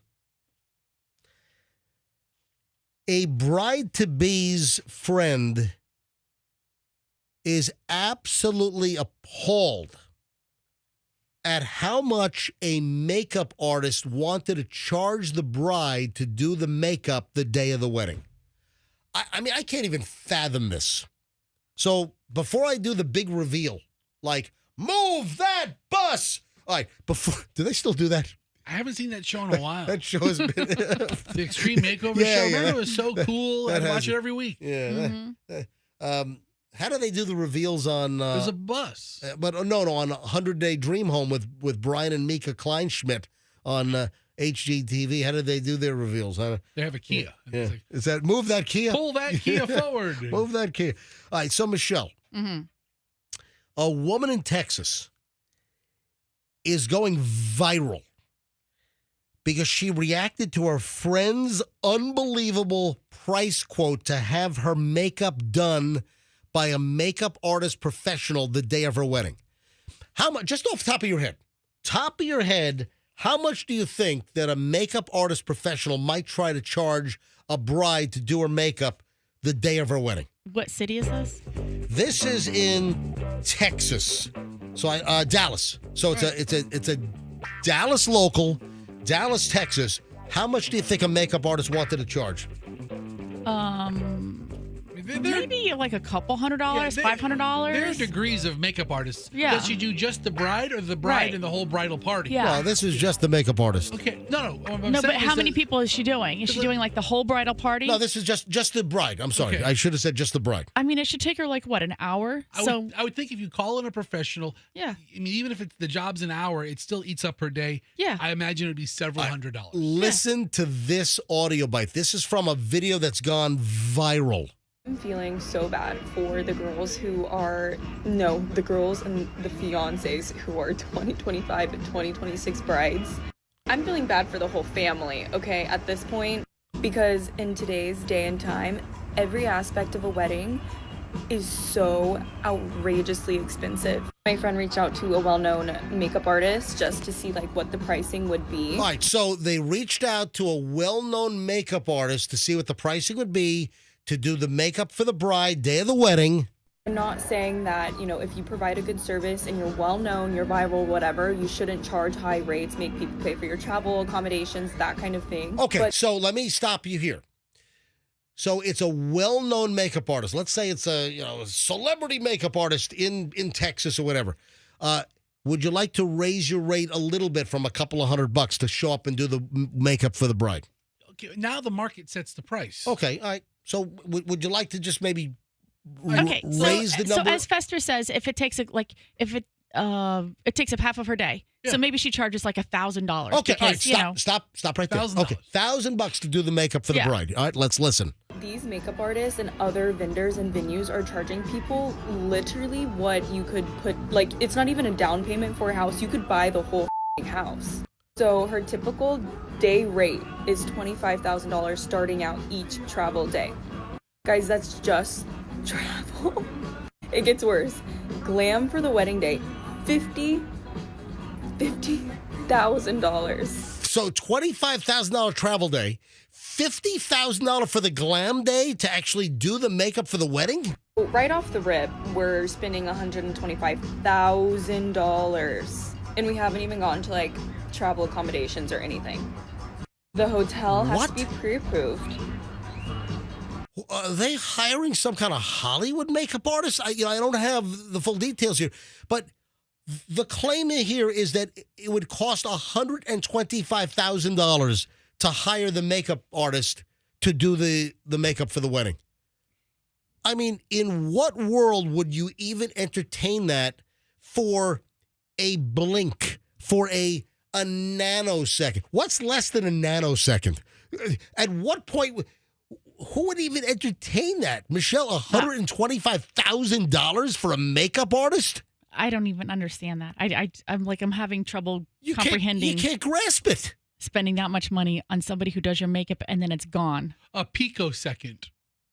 Oh, thank you. So a picosecond is even less than a nanosecond. Yeah, Thank you. That's what Fester thinks about it. He's doing the second research. Guess what? There's actually a bunch of them. It's a pico de gallo second. Listen, units smaller than a nanosecond include the picosecond, the femtosecond, the femtosecond, attosecond, attosecond, the zeptosecond, and the yoctoseconds. I think the yoctosecond is the quickest.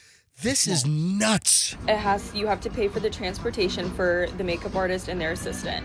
That's just the base rate. This is just so shocking to me. So for makeup, like, I get it, but $100 grand plus. I'll tell you what. Why don't you go to the Nordstrom and see if you can just pay the lady at the makeup counter? Hey, what are you doing on Saturday? Yeah, come on by $400. Come do some makeup for us. Would you come over for $1,000? You and your assistant. Give her $200. I mean, but sometimes people do hire the person at the makeup counter at the, like a Neiman Marcus or a Saks, because those people are really well trained in that product line, and they do excellent jobs, and right? They appreciate the work. Yeah. But this person they're going after, MJ, I mean, if I hired a band to play at my wedding, maybe it's $1,000. If I hired, AC/DC to come to my wedding, it's going to be $100,000. So you're and saying, I'm not saying they won't come. You're For $100 grand, they'll come. So you're saying that they were trying to hire the AC/DC of makeup artists? Because she said this person has a viral following. You want to hire a makeup artist who's TikTok famous. This is the price. But that's ridiculous. I don't want to do your job. I don't want to. I wonder how many people will pay this viral, well-known makeup artist $125 grand to come do makeup. That is just unfathomable. How much would you charge to DJ a wedding? Nothing. I wouldn't do it. Okay, Hold on. People still. Let me say. Let's talk about this now. What if it's 10 grand? No, that's too little. Okay, you're that guy. Now you're that guy. I want $125,000 to do it. I will DJ your wedding for $125,000. Oh my God! You kidding me? And I'll do the makeup as well. I'll do the bride's makeup. You're gonna look like the scene in Airplane, but I'll do the MJ makeup. will do your wedding for $125,000. I will do it for $50,000. I'll tell you right now. And I'll tell jokes. All right, guys. Do you know about the poop rule?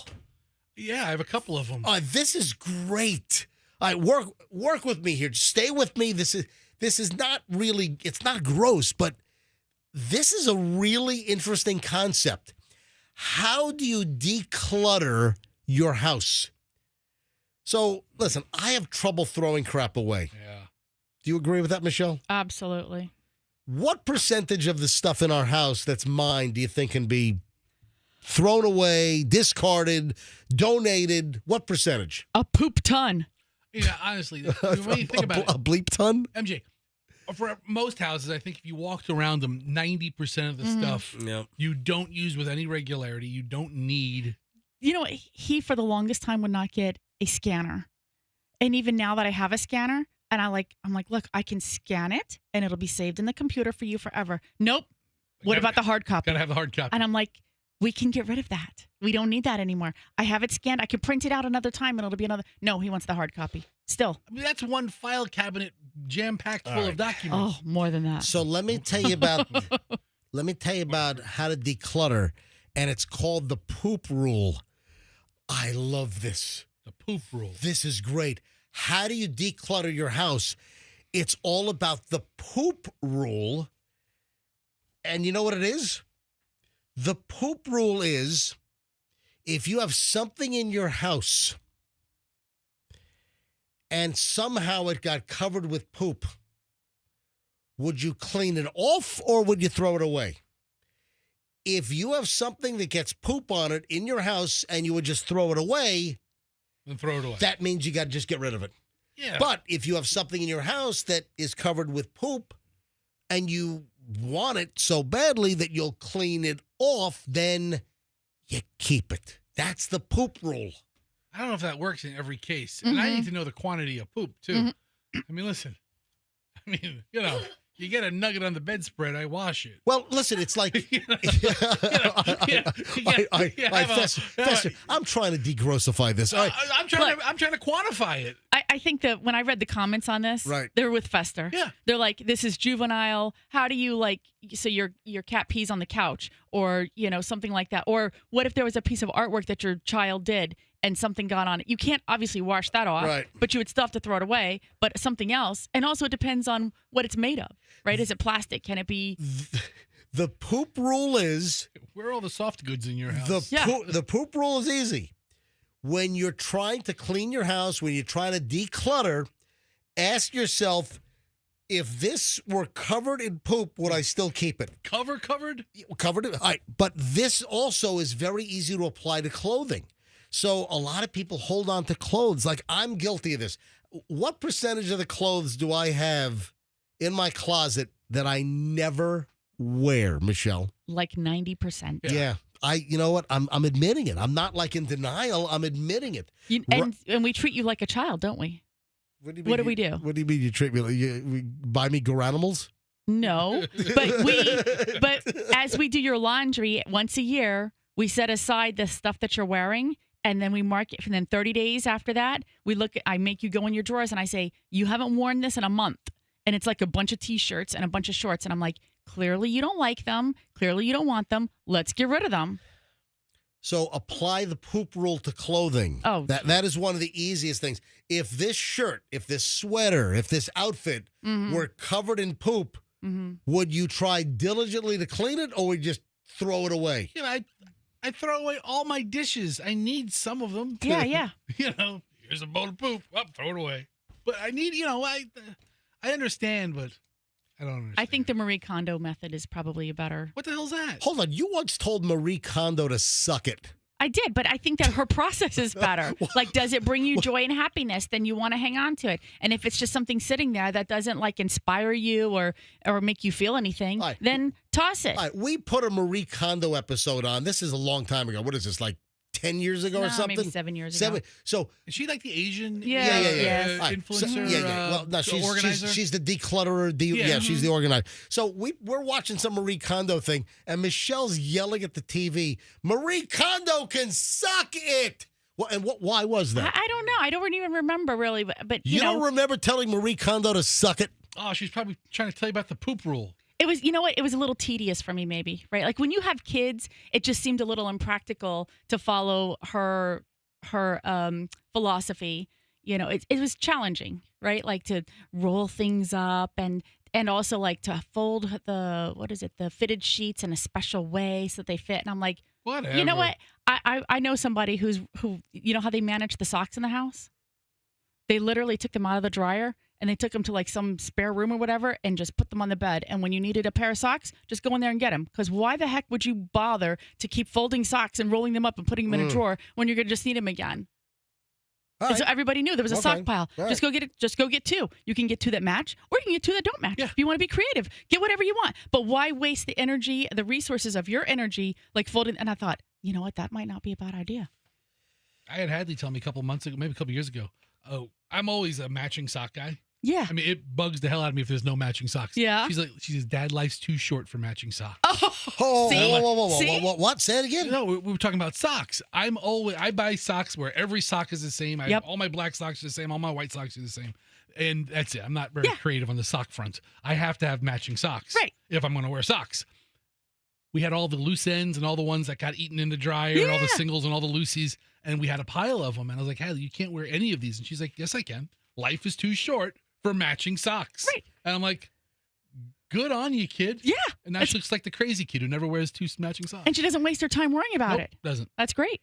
Guess which 80s band with a great song, mid-80s, which 80s band has just performed for the first time in 40 years?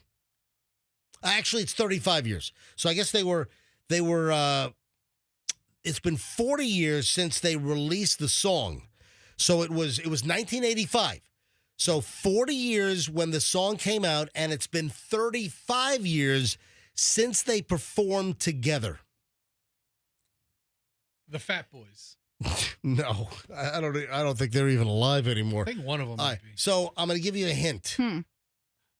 H. That's your hint. 80s band, huge hit 1985. They're reuniting for the first time in 35 years. Oh. H. I was going to say something like Tears for Fears or something. You know, listen, you're barking up the right tree there, Slice Boy. Come on. Is it like Harold's Harmonica? No, I don't know. H. Anyone know? No. Enough top. Give me more. Hush. The Careless Whispers? No, is it Voices? Voices Carry? Yeah. The Careless Whispers. I don't know. That's Wham. I'm working my way through it. It's George Michael and Wham. You're giving random letters. H. And sounds. So- H, hush, hush. You actually got it right. Yeah. No, the name of the band. No, the name of the band is What? Is Till Tuesday. Yes. Yeah, the name of the band is Till Tuesday. Why wasn't the hang on. TT? Because You could have gave me TT as a clue. You asked us the name of the band, And you then you said HH. that the clue is HH. The clue is HH as in hush hush. Okay, but that's not. You're the one. Oh my gosh! That's Fester, we're leaving. Out of here. The HH was hush hush. Keep it down now. Voices carry. Oh my gosh!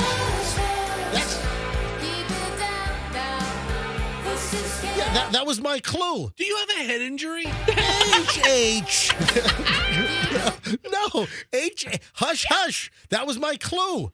I never said it had to be the band's name. But you asked for the band's name. That's what you asked for. And then you said the clue is HH. And so normally that's what people think. Okay, what band has an H and an H? You didn't say they sing a song that has a lyric that is HH. Well, that's what I meant. But that's not what you said. That's what a dumb clue. But I never said I need the band's name. I said no, that is what you said. But the clue is HH. Give me the band's name. I didn't say the band's name was Tap HH. dance some more. Tap dance some more, buddy. I'm not tap dancing. The clue is HH as in hush, hush. HH. And Fester, you actually did say the name before the big reveal. You actually said hush, hush. No, you actually said voices carry. Yeah. I don't know why you said it, how you guessed it, but maybe Because you said hush, hush. Right. You said hush, hush, and hush, hush. Yeah. I think I said Careless Whispers, and then Michelle said. First of all, it's not Careless Whispers. It's singular. Careless Whisper is the Wham song. There were a lot of whispers about George Michael. A lot. So, MJ. Yeah. If this game were hush, hush, HH. If this were, hey, let's guess this band, and I'm going to give you somewhat relevant but mostly really crappy clues, then that would be appropriate. But I mean, HH, the band is TT. Yeah. I never said I was looking for the band's you did, name. Though. No, you did. No. Hold on. That's what you said. Right, You said 35 years. Thank you, Fester. Yes, What band? yes, I was looking for the clue is HH. Right. I was looking for the band's name, and the clue was their biggest song, which was HH, Hush Hush, Keep It Down Now, Voices Carry. But you did not say all that. HH. Look at that. Voices Carry. Yeah. So they're reuniting, or they did reunite. They played some festival out in, I guess, California. I don't even care. Yeah. They. We're more concerned about your process. I did care. At the beginning of this, I did care. I'm like, oh, who's the band that hasn't played in 35 years? And now you want me to die. Maybe, if you twist an ankle, I'll be happy. I don't want you to die. So maybe take a break. Last Saturday, Amy Mann, who was the front woman for Till Tuesday. Oh, hint, AM. Yeah. So they reunited last Saturday, the 17th, along other original members of the band, and they played the Cruel World Festival in Pasadena, California. Look at that. Hey, Michelle, AM reunited with ORM.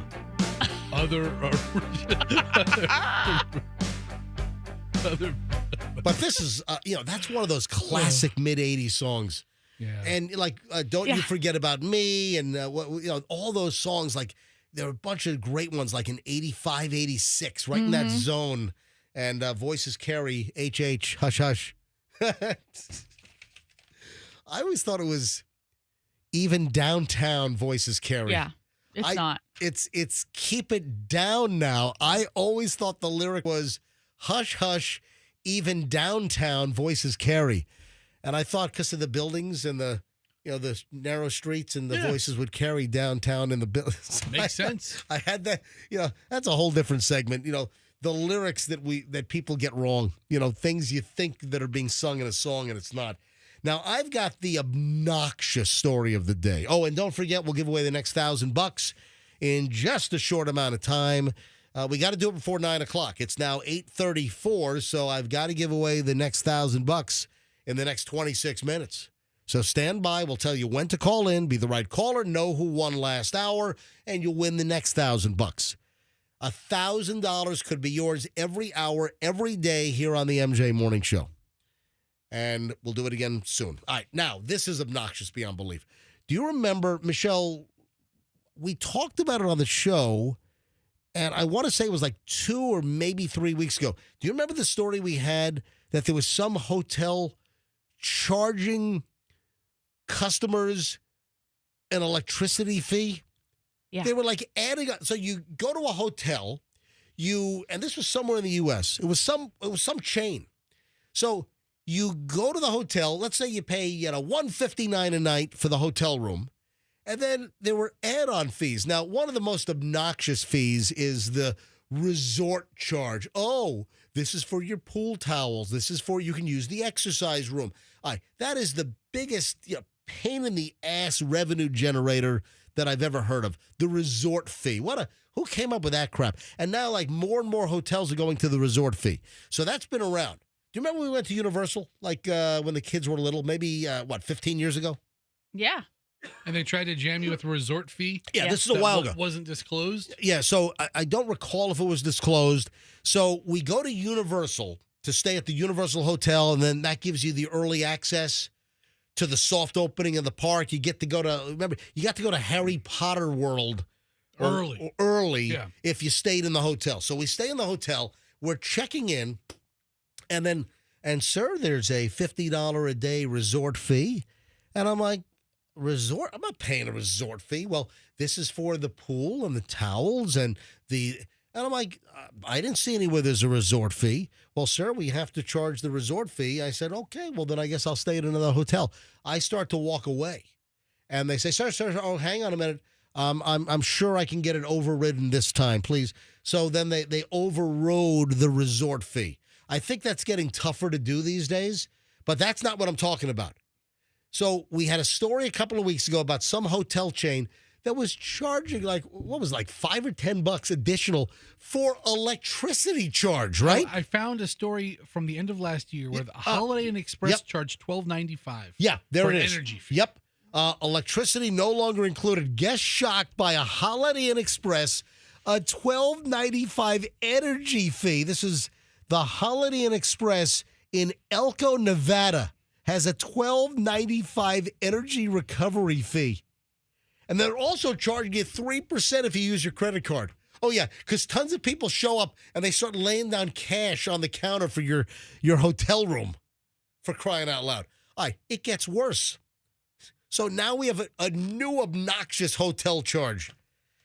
Now it turns out it's another Holiday Inn Express. What is going on with these Holiday Inn Expresses? There's a lot of independent operators. Well, that's these what I Holiday was Inn just. Expresses. Yeah. Oh, yeah, absolutely. Yeah, they're independent groups and hospitality companies that own a lot of these franchises. Absolutely. This one in Nevada, that's a one-off. Yeah. Are you ready for this one? Another Holiday Inn Express and Suites. This is at the Omaha Airport. So Omaha, Nebraska. They charge a $6.95 fee per stay, and it's listed as a service charge. Guess what the service charge is for? What, air conditioning? Again, this is a view from the wing story. Today's adventure in absurd hotel fees features the Holiday Inn Express and Suites, Omaha Airport. Charges $6.95 a fee per day. Per stay, not per night. And it's listed as a service charge. There's not a lot of service provided at a Holiday Inn Express. I've always wondered about express nomenclature for limited service, blah, blah, blah. This is crazy. Do you know what the fee is? What is it? So they asked them, what is the service fee for? The person at the front desk said, oh, that's simply a service charge for emergencies or maintenance, like if we have an elevator go down. What? Huh? They're adding a fee. So if there's an emergency and they have to have a service call, they're charging the guest a service fee in case the elevator breaks and they got to call an elevator company out to fix their elevator at the Holiday Inn Express. What the living F? Is it a reliable elevator? I mean, I'll pay an extra few bucks if you guarantee it'll work if you have a problem. Elevator maintenance is not part of your room rate. What if you have a ground floor room? Exactly. Yeah. That's a good question. I usually don't ask for ground floor rooms, but I mean, if it'll save me $7, I mean, I'll take the ground floor. My God. End of the hallway. Michelle, remember we've stayed many times out in Denver on Tower Road. Mm-hmm. So we've been skiing, Vail for over 30 years. Long time. And, when we started, I guess the Denver airport might have been built. Maybe just opened. The new one. So there's an area, the main road to the Denver airport is called Pena Boulevard. And midway to the airport, there's something called Tower Road. And I remember when there was one hotel there. Now there's 50 hotels out there. But you used to just park in the parking lot at the Holiday Inn Express, the Days Inn, the Courtyard by Marriott. Now, it was during COVID or just after COVID, they started charging $10 a night to park in their parking lot when it was just free. I refused to do that. So I park in the street. It's two steps away from the parking lot. There's great street parking on these side streets which are not busy. So that's what I do when we stay there. Well, who actually checks that? Does the night clerk have to go around and verify? That's license plates is they give you a parking pass to put in your window. Mm-hmm. Yeah. And then also you have to list your license plate. But it's a rental car, so what do we care? I don't give a crap. Right? Yeah, exactly. Right. And we're not leaving anything in there. We don't leave anything in there. We're taking all of our luggage in. So you know what? If somebody's going to steal it, I guess, whatever. But for somebody who wants to park there, the problem is, I think, is that people want to park there and then go to the airport.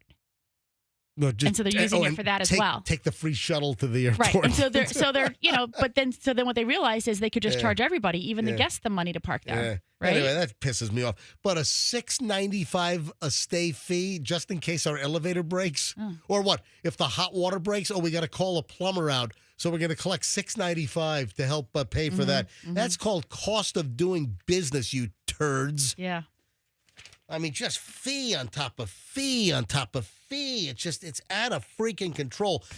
Speaking of airports, did they figure out there's a rumor going around that apparently is untrue? So at the Jacksonville airport, we talked about the fire that they had last Friday. This is unbelievable. So Jacksonville International Airport, they are down 2,000 short-term parking spots right now because a car caught on fire at the Jacksonville airport in short-term parking. So a car caught on fire, then it spread to over 50 cars. 50 cars destroyed. Also, a partial collapse of the parking garage. I mean, they've got a major problem over there. Yeah, it's not meant to endure that kind of heat. No, just raging, 2,000-degree flames, and it caused a partial collapse of some of the concrete in the parking garage. So they've got big problems. So right now they're down 2,000 spots. They've got structural damage in the garage. You've got 50-plus cars that were torched and completely shot, gone, total losses. Then you have all the people in the short-term parking garage, hundreds and hundreds and hundreds of cars that were not damaged, and the people couldn't get their cars out.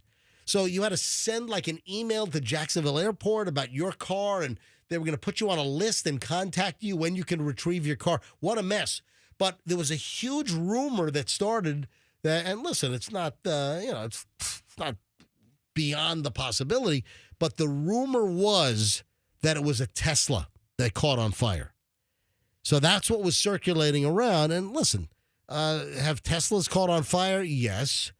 As far as electric cars go, are there more Teslas on the road than any other electric car? Yes. But they had to dispel the rumor yesterday that it was not a Tesla. So scroll down. This is News 4 Jax. Give me the headline. Jacksonville officials dispel rumor that garage fire at airport was started by a Tesla. Yeah, Jacksonville Aviation Authority confirms fire began with a car. Adds it is exploring possibility that hybrid car may be involved. They know the car. They have it on video. They know which car started the fire. Why aren't they saying? Well, I don't know. Tell us, why is this a secret? Tell us what freaking car caught on fire and then spread to all the other cars. Why is this, it's a secret we can't tell you yet? Because they don't come out with credible information, they're only fostering rumors. Yeah, well, thank you. Good analysis, Fester. Yeah. I used to do commentary on court TV. Yeah. You should still do that. Following rampant speculation that the Friday afternoon fire inside the hourly garage at Jacksonville International Airport was started by a Tesla, officials with the Jacksonville Aviation Authority have confirmed that was not the case. On Monday, yesterday, the board officially dispelled the rumor, but added that it's exploring the possibility that a hybrid car may be involved. They know. What's they to do explore? know. Why don't you just tell us what freaking car caught on fire? It's a guessing game. It's like you have to say Tesla, and they're like, okay, that's wrong. Yeah. Guess again. And you come back again a little bit later, and you say, what about this one? And they'll say, wrong again, and eventually we'll narrow it down. But, MJ, if 50 cars were completely destroyed, I can't help but to wonder if one of those 50 were a Tesla, and then that changes the whole dynamic of the fire. Because those lithium batteries suck when they're on fire. Oh, yeah. We know the story. Yeah, I know, but a run-of-the-mill car fire. We've heard the stories that some Teslas have taken 4 hours and 40,000 gallons of gas to put out, or 40,000 gallons of water to put out. But I see that the whole dynamic changes if one of the 50 were a Tesla, or maybe 3 of the 50 were a Tesla. But Tesla, apparently at Tesla headquarters, even Elon was singing, "We didn't start the fire. It was not us. We didn't start the fire. We dodged another bullet, boys." I have heard a rumor. I don't think we should say it, but Michelle, where did you hear the rumor of what brand did start the fire? There was a video posted online yesterday where they could somewhat identify, what do you call it, the front grille or the of the vehicle and some other identifying features of it. Yeah. And so they said you can clearly see that it's a something kind of a hybrid car. Hold on. What the hell do you care? All right, there's a rumor that it might have been a BMW hybrid. Okay. So that's what Michelle saw, that it might have been a BMW hybrid that started the fire. Yeah. Sucks for them if that's the case. Yeah. But listen, that's a mess. Can you imagine you can't get your car out of the garage? Michelle's got the Diddy pile. Well, I've got the... so Michelle, our legal commentary here on the MJ Morning Show, we'll get to the latest on Diddy. I had some upset people. I had some folks yesterday say, I was really disappointed that Michelle did not have a Diddy update yesterday. Yeah, it's really the only reason I listen. But nowadays. that would have been from Friday. So we have a little bit of Friday carryover and a little bit of yesterday. So a couple of Diddy headlines. First, though, before we get to the update, let's go ahead and give away the next $1,000, and we'll bust in during Michelle's little Diddy update. We'll bust in with the correct caller. Let's go with caller 77. Caller 77 right now, 800-990-1047. If you are the 77th caller and you know the first name of who won the $1,000 last hour, you win the next $1,000. Let's go. 800-990-1047, 800-990-1047. Caller 77 right now to win the next $1,000. This is the 8 o'clock prize. We have another one to give away in the 9 o'clock hour next, so pay attention to the first name of who's about to win the next $1,000 with the ATMJ spitting out the cash. All courtesy of the Kemp Law Group. Yep, caller 77. Good luck. All right, Michelle. Yeah. The Diddy pile. What stands out? What do we need to know? I mean, there's just so much, right, since Friday. Cassie's testimony wrapped up on Friday, as the judge was really, pressing them to do. She's acknowledged that she has been treated for PTSD Right. because of all of this physical violence that occurred with Diddy. She also revealed that she did receive a second settlement from the hotel company. Oh, yeah. Where with the now infamous video. So the fact that the hotel were implicated in covering up the release of the video, what was there? Allegedly $100 bribe to someone at the hotel to suppress the video, right? $100? $100,000. Did I say 100? Yeah. I'm sorry. $100,000 bribe to suppress the video. And then wasn't a security guard for the hotel also independently paid off to keep it quiet and not call the cops? So the rumor is that Diddy paid her $20 million as a settlement. And then isn't the story that the hotel paid her $10 million? Well, she's going to get $10 million. So, the attorney's got a third more than that. Okay, go ahead. She said that she would give all of that money back, though, if she could have just never participated in the freak-offs. I mean, the defense is trying to make it seem like she was very, consenting to all of that. But meanwhile, after she testified, a special agent came in and testified about what they discovered in the room when they arrested him, which was baby oil, lubricant, drugs, yep, baggies of pink powder that tested positive for meth, for ketamine, and the other one for MDMA. Oh, wow. Yeah. Molly, yeah. Wow. Yeah. So, and also that there was a bottle of medication. So he had an alias. His alias was Frank Black. Like whenever they would check in, they wouldn't use their real names. Well, a lot of celebrities do that. So, they were not using their real names for a very particular reason. Yeah, because, what about the damage? Did that come up? Like the broken vase where Diddy was like smashing vases on the wall or throwing lamps at her? That's part of the racketeering, right? She's saying that his crew, his assistants, his employees would come in and clean up after the fact. But did they pay for the damage? And what about all the baby oil and all the lube that probably stained the furniture and the carpets? And that's tough to get out. Oh, damn right. Petroleum-based products like that, absolutely. So she also testified that whenever he was angry with her, like really angry, he would take, I think we discussed this before, her phone, but also her passport, her watch, her possessions, sometimes her laptop. The control was insane. That, to me, is one of the scariest things. I cannot imagine how that must feel to have somebody so in complete control of your life, right? That everything. I mean, if you don't think about it, if you're as young as her and you don't have your passport and you suddenly don't have your phone and then you don't have, maybe he's threatening to move you out of your apartment, you feel really helpless. And what are you going to, your whole life is dependent on this guy. What about Combs? What about Diddy allegedly beating Cassie with a coat hanger? No, he didn't beat her with a coat hanger. Who got beaten with the coat hanger? So here's the thing. And another friend, actually another performer, Don Richard, who was with this band, Danity Kane, I vaguely remember them. Right. Yeah. And some other band that he was like producers for these two bands. Right. That she saw him punch, kick, and slap her. So she's, validating all of that testimony, corroborating it. But she saw him attempt to hit Cassie in the head with a skillet. Oh, my God. A skillet? Yes, a skillet.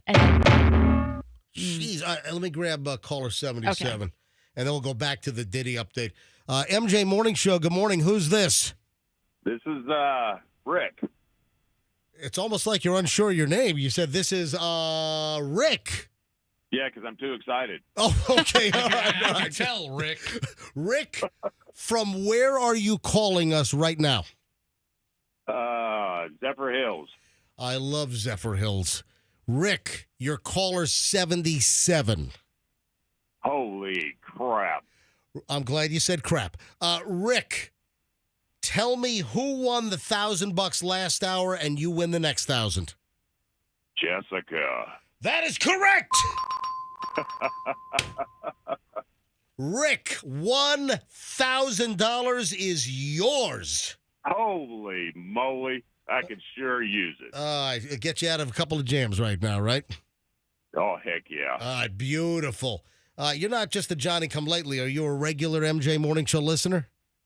Oh, yeah. Well, oh, yeah. Rick, I thank you very much from the bottom of my heart. I appreciate that. Congratulations. Thanks to the Kemp Law Group. Accident or fall, you call Kemp Law. They're bringing you the contest.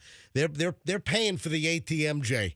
which is spitting out. Oh, yeah, I know it. Yeah. Oh, yeah. Yeah, spitting out $40,000 in cash. 40 winners, $1,000 a pop, just like Rick. Hey, Rick, congratulations in Zephyr Hills. You're the latest $1,000 winner. Folks, you got to know Rick's name for next hour. We'll give away another $1,000 in cash in the 9 o'clock hour, which starts in just a few minutes. Rick, hang on. Andrew's going to pick up and give you all the information, all right? Thank you, MJ. Thank you, pal. So Danity Kane was the band that Diddy put together like on that reality show. Yeah. He was Which like I never watched. I never did either, but did you ever see the clip of one of the members on The Apprentice? All right, hold on to that thought. No. All right, hold on. Fester, fill us in on that. I'm very intrigued. Also, do you know what Diddy's team is trying to do right now? This is really interesting. Diddy's team is trying to do this as the trial is on. We'll do both Fester's and my little teaser, and then Michelle's going to finish up with the Diddy pile when we start the 9 o'clock hour next. Don't move. And then we have a lot more crap coming up. So, I mean, it's going to be just an entertainment fest in minutes here on the MJ Morning Show on Q105, 104.7 FM. Don't move. Hey, I just said I hate when I say don't move and I got to go into a Two College Brothers moving spot. No, they want you to move. You know, if you don't move, that's going to be bad business for Two College Brothers. So, yes, move. And use Two College Brothers. Hey, bottom line, if you're looking for a safe, reliable, honest mover that's going to give you a great price quote and they'll stick with that number. In fact, I've had stories of listeners that got a quote and the actual final price was less because it took less time or there was, and that's fantastic. But they're going to give you a quote. They're going to stick with the number, folks. Don't get a moving company. It's going to be like a moving target and your number's going all over the place. They're trying to raise your price mid-move. That happens a lot more than you think.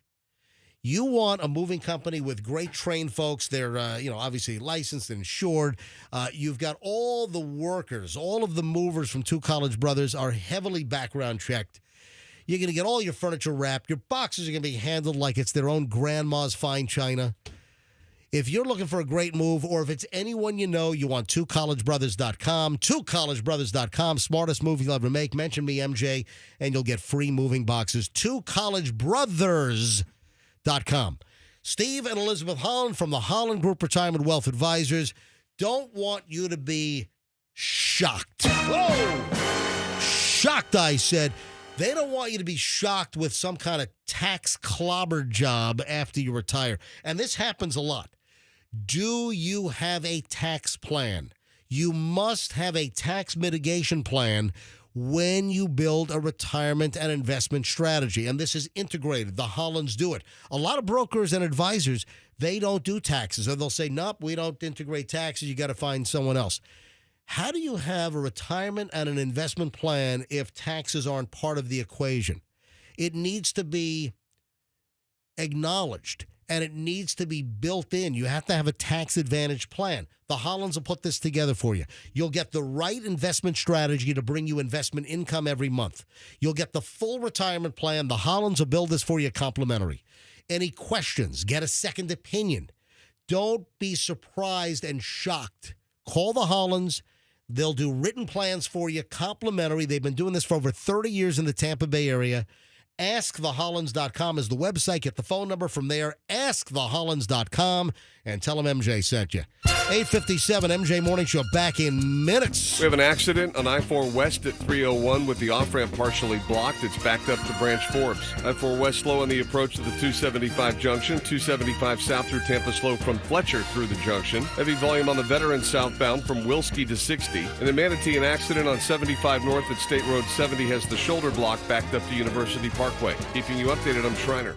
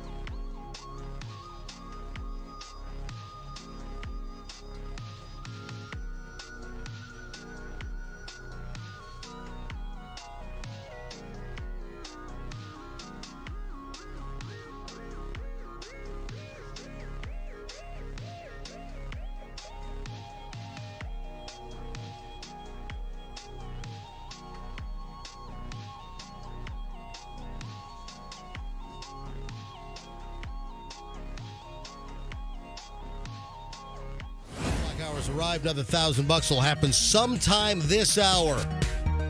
Want to win $1,000? Just keep listening. It's the ATMJ spitting out the cash. All right, back to the Diddy pile. And, of course, my legal analyst, Michelle, my lovely wife and lawyer, going through the Diddy analysis. So let me go to Fester first. Because, Fester, you had some kind of video to play. This isn't new. This has been out for a long, long time. Okay. I don't know that we've ever played it on the show. Mm-hmm. And Michelle just mentioned a member of the group, Danity Kane. What? Who's that? We just mentioned this like right before we went. No, to I know, but commercial. who are? I don't even know who they are. Danity Kane was a group that Diddy. Danity Kane or Vanity Kane? Danity Kane. Danity Kane. Danity. Danity. Okay, go ahead. Okay, Danity Kane. Danity Kane was a girls group. Three beautiful girls. That's a dumb name. Okay, well, Diddy put them together. All right. And it was like making of the band. You know, so Diddy's like the modern day Lou Pearlman, putting people together and getting these. You know, he's behind the scenes, gonna make this band famous. And one of the girls yesterday testified, and another one, Aubrey O'Day, was a contestant on The Apprentice in 2012. Oh. This is how long that band goes back. And her claim to fame was she was, a girl band member. I think they brought up Danity Kane. Mm-hmm. And I don't know if you've ever watched the old Apprentice episodes, which I loved. I watched all the I love The Apprentice. The Celebrity Apprentices. I never watched them. Yeah, the regular ones I didn't care for. The Celebrity Apprentices, I enjoyed all of them. And Mr. Trump at the time is, in the boardroom where he's going to fire somebody at the end of every episode. Right. And Aubrey O'Day talks to Trump, and this is like the first time they're really engaging.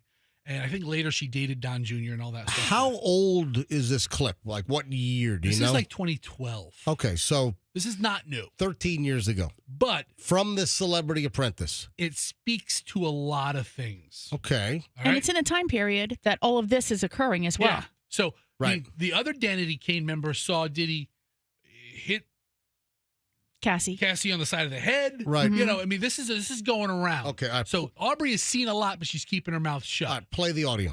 Go. But I have to say, and I am a very strict and focused businesswoman because working for Diddy for 6 years trained me to have to be perfect.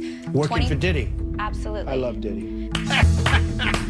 Don's never been wider. DT. I love Diddy. You know he's a good friend of mine. He's a good guy. He expects. Is he a good guy? I don't want to answer that Oh, question. wow. I don't think know. he's a good guy. I'm going to stick up for him. Okay. So that's an unfortunate clip. This is before. I mean, obviously, was never invited to a freak off, but this is before he ever ran for office or anything like that.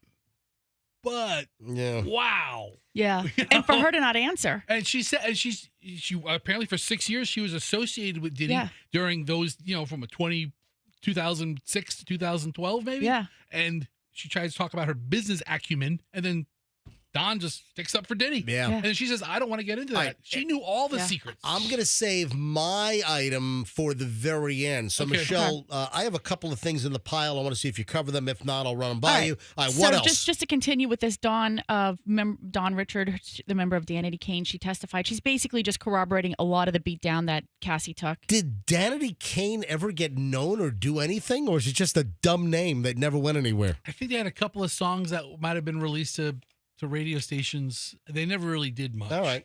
He might have had like a tour, but big deal. Anybody can get one of those these days. Okay, next. So this is the friend that also said she told Cassie that she should leave, and then Diddy told her to back off, and then Busted a lampshade over her head. Not this one. Oh, okay. But so her testimony involves a couple of things that she observed. The defense is trying to poke holes in some inconsistencies. Like, you said he used cocaine. Now you're saying he didn't use cocaine. It's like, I don't know how far that's going to go, because those are kind of maybe like some mild, very small details. Maybe she doesn't know what drugs he was on. Maybe she just assumed, right? So then the next witness was this Carrie Morgan, who was the very close friend of Cassie's for a long time. But Diddy paid her off, that Carrie Morgan. That's what I'm getting to. Okay, go. So she saw so much abuse that Cassie took, dragging her by her hair, pushing her to the ground. One time she hit her head on the brick surface, and she said that Cassie didn't move for like 30 seconds. Oh, wow. Yeah. Like knocked out. Knocked out. One time when he came to the house and tried to to Cassie's place and tried to get in. You know what Diddy's favorite song is? Mama said knock you out. Yes. Yeah, go ahead. And That then is they so good. I couldn't think of a knockout song. All right, go ahead. and then they were having some little dispute, or not a little, they were having a dispute. She was at the apartment, or at her apartment. Diddy came and tried to like break down the door with a hammer. Somehow the police got called, but when the police came, Cassie was declined to tell them like what had transpired with Diddy. And then their friendship ended because Diddy did that. That's the one that he grabbed her by the neck and then hit her on the head with a wooden hanger. Oh my God, a wooden hanger. Right. And then And then that's when she signed an NDA and he paid her off with $30,000. $30,000 payoff. Yep. To keep this Kerry quiet, Kerry Morgan. Right. And then Diddy tried to bash the door in with a hammer. Yeah. You know what Diddy said when he showed up with the hammer? Stop. Have a time. He had MC Hammer there with him as well. So all right, go ahead. For $30,000, it sounds like she didn't take a lot of money. Yeah, that's not a lot. I would have 10 million, 20 million getting thrown around. She gets $30,000. No. She just got hit by the hanger. Yeah, but she knew all the secrets. I would have extorted him for more. She knew where the bodies are buried. Yeah. So anyway, Wow. That's basically where we're at. They've had I think they're expecting like Cassie's mother to testify this week. But Kerry Morgan also got choked, right? That's what I just said. He grabbed her by the neck and hit her with the hanger. So the hanger, and the hammer, the hanger, and the choke. Well, she didn't get the hammer. Hammer was the door. Okay. Hammer was the door. Choke was around her neck against the wall. Listen, there's a lot to keep track of, all right? I know. So, but I was reading a lot about it last week, at the end of last week, because they really were pushing for Cassie's testimony to finish up. And I thought, the defense spent a lot of time, like just tediously going back and forth with all these messages that Cassie and Diddy exchanged. Like, I can't wait to do the freak off. I love the freak off. Yep. Keep in mind, those were early in the relationship. And even later in the relationship, she probably still did a little bit of that. But one of the analysts I thought was very, I thought her commentary about it was very good. She said, at what point in time is their lack of consent? Just because she consented in 2007 or 8 or 9 when they were first beginning their relationship, or when this was first happening, and she was in love with him and really trying to please him, as a lot of people do in relationships. But when does no mean no, right? And at some point in time when she wanted to start saying no, that's when he already had control of her, and he had paying for everything and promising her another album and taking care of her and telling her that she was his girl. Because Diddy's trying to remember some of the timeline here. I guess it was last Thursday or Friday. On Cross, Diddy's attorneys went after Cassie again with those text messages. And one of the early text messages was, I can't wait for the next freak off, or something to that effect. And that was very early on in the relationship, though, right? And so you just don't know. And then at what point in time did he have to continue to ply her with maybe more drugs or different drugs? Or was she suffering a beatdown? She said that she did want to leave him at one time, or she wanted to tell him, she wanted to tell him that she didn't want to do the freak offs, but she was afraid of his reaction. When you're afraid of somebody's reaction, you're going to continue to do the things that you, are not going to make them beat the heck out of you. And then late last week, I guess one of Diddy's attorneys brought up the fact that he had a bipolar diagnosis, and that could be the cause of some of his behavior. So are they going for a whole bipolar deal here? Is that what they're trying to go after? That's no defense. I don't think so either. And then to wrap this up before we move on, my item, Diddy's people apparently are trying to lay the groundwork for this. Do you know what it is? A jailbreak? No. They want him to dig out behind the toilet like those guys in Louisiana? By the way, last I saw, they caught one more. Yeah, six are still out. So 6 are still on the loose with the Louisiana jailbreak. Oh, we got to talk about that right after this. This is one thing with the jailbreak. Get to that in a second.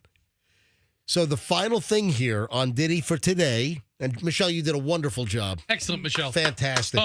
I mean, it's great to have you so cogently actually deliver content and have to have voluminous things to say that mean something. So it's a pleasure to have you in here doing that. It's great to have you. It's great to have you shut up for 30 seconds to let her get it out. Thank you. All right, so here's the final item for today. Yeah. And that is that Diddy's people are apparently trying to make connections with everyone they can surrounding Trump to try to line up a pardon. So, because it's a federal case. Yeah. You know, if Diddy were tried on state charges, you know, a presidential pardon doesn't work. But this is a federal case. If Diddy is convicted in this federal trial, then the president could technically pardon or commute a Diddy sentence. So the word is that all of Diddy's friends, anyone that has any connection to the Trump circle, that they're trying to make a connection to try to get the ball rolling for a potential pardon if Diddy's convicted by a jury of his peers. You know what else they're doing? They're not having to disclose. I think the prosecution is not having to disclose the witness lineup because of witness tampering concerns. Oh, yeah. So that tells you what the other side, how dirty they are playing. Oh, man. They are playing the dirtiest game. I think the nicest we will see them is when they cross-examined Cassie. It's right? the dirty Diddy defense team. Oh, it totally is. Yeah. All right. And also, I kind of chuckle, you know, jury of your peers. How many of the jury members have 1,000 cases of lube and baby oil? I mean, maybe 2. All right. When's the last time you bought baby oil? Fester? So the Louisiana jailbreak. Last week. The Louisiana jailbreak. I mean, what a lousy jail that they could break out from a wall behind a toilet. And they did release the video of all 10 inmates, like just running from the facility. So now a couple of very interesting items.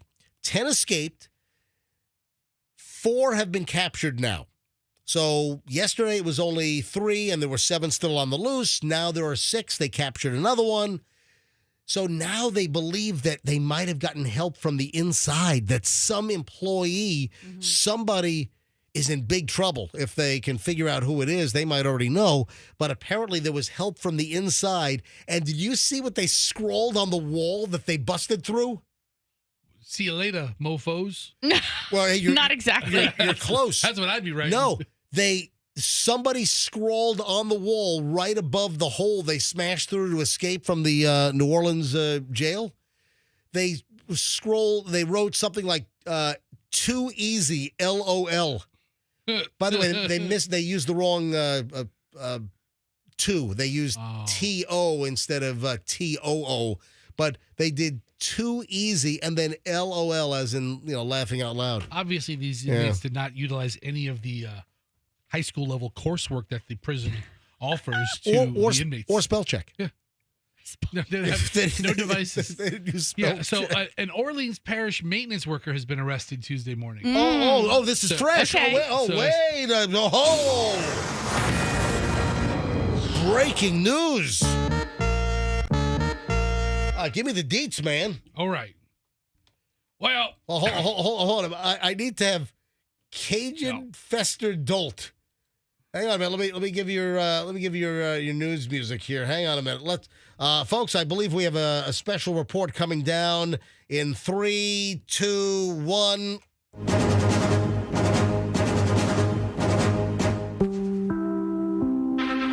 This is an NBC News special report. Now, Cajun Fester Dolt. Every time now, we got some breaking news here out of Crescent City, Louisiana, Big Easy. Okay.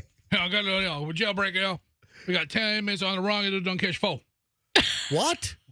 We got 10 inmates there on the run. We done catch 4. Oh, you got 10 inmates on the run and you done catch 4. Yeah, we go on. Okay, gotcha. All right. The other 6 enjoying a big old bowl of rice and andouille sausage right now. Oh, it sounds so delicious right here. But listen, breaking news: Orleans Parish, a maintenance worker, aka janitor, was arrested on Tuesday morning and is accused of helping all those boys escape the jail.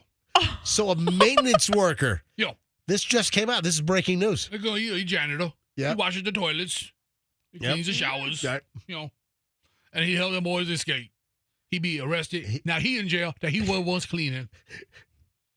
Friday, he cleaned the jail. Today, he in the jail.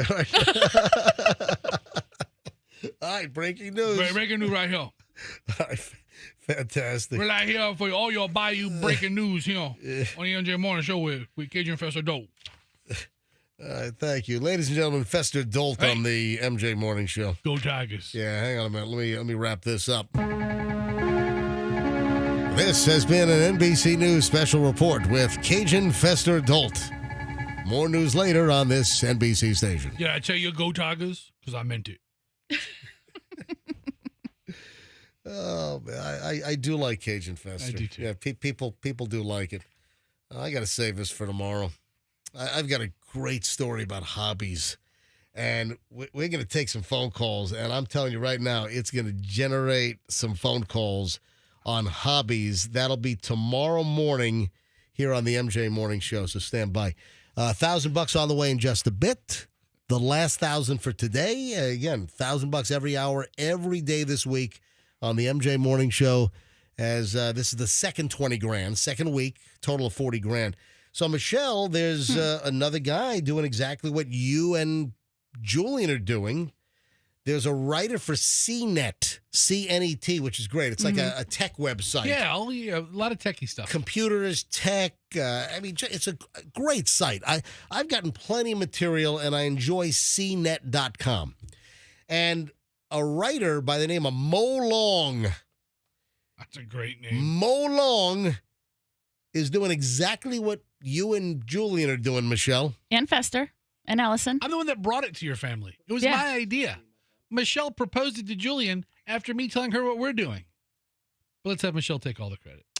So Michelle and Julian are cramming and watching every Mission Impossible movie up until Thursday at 6. We're all going? Is Chloe as well? No. Oh, no, How far are you, Fester? I'm still at 4. We have a plan to watch 5, and then we're doing a doubleheader. My movie time isn't until 6:30 on Friday. Okay, so you have an extra day. I have a little more time. Yeah.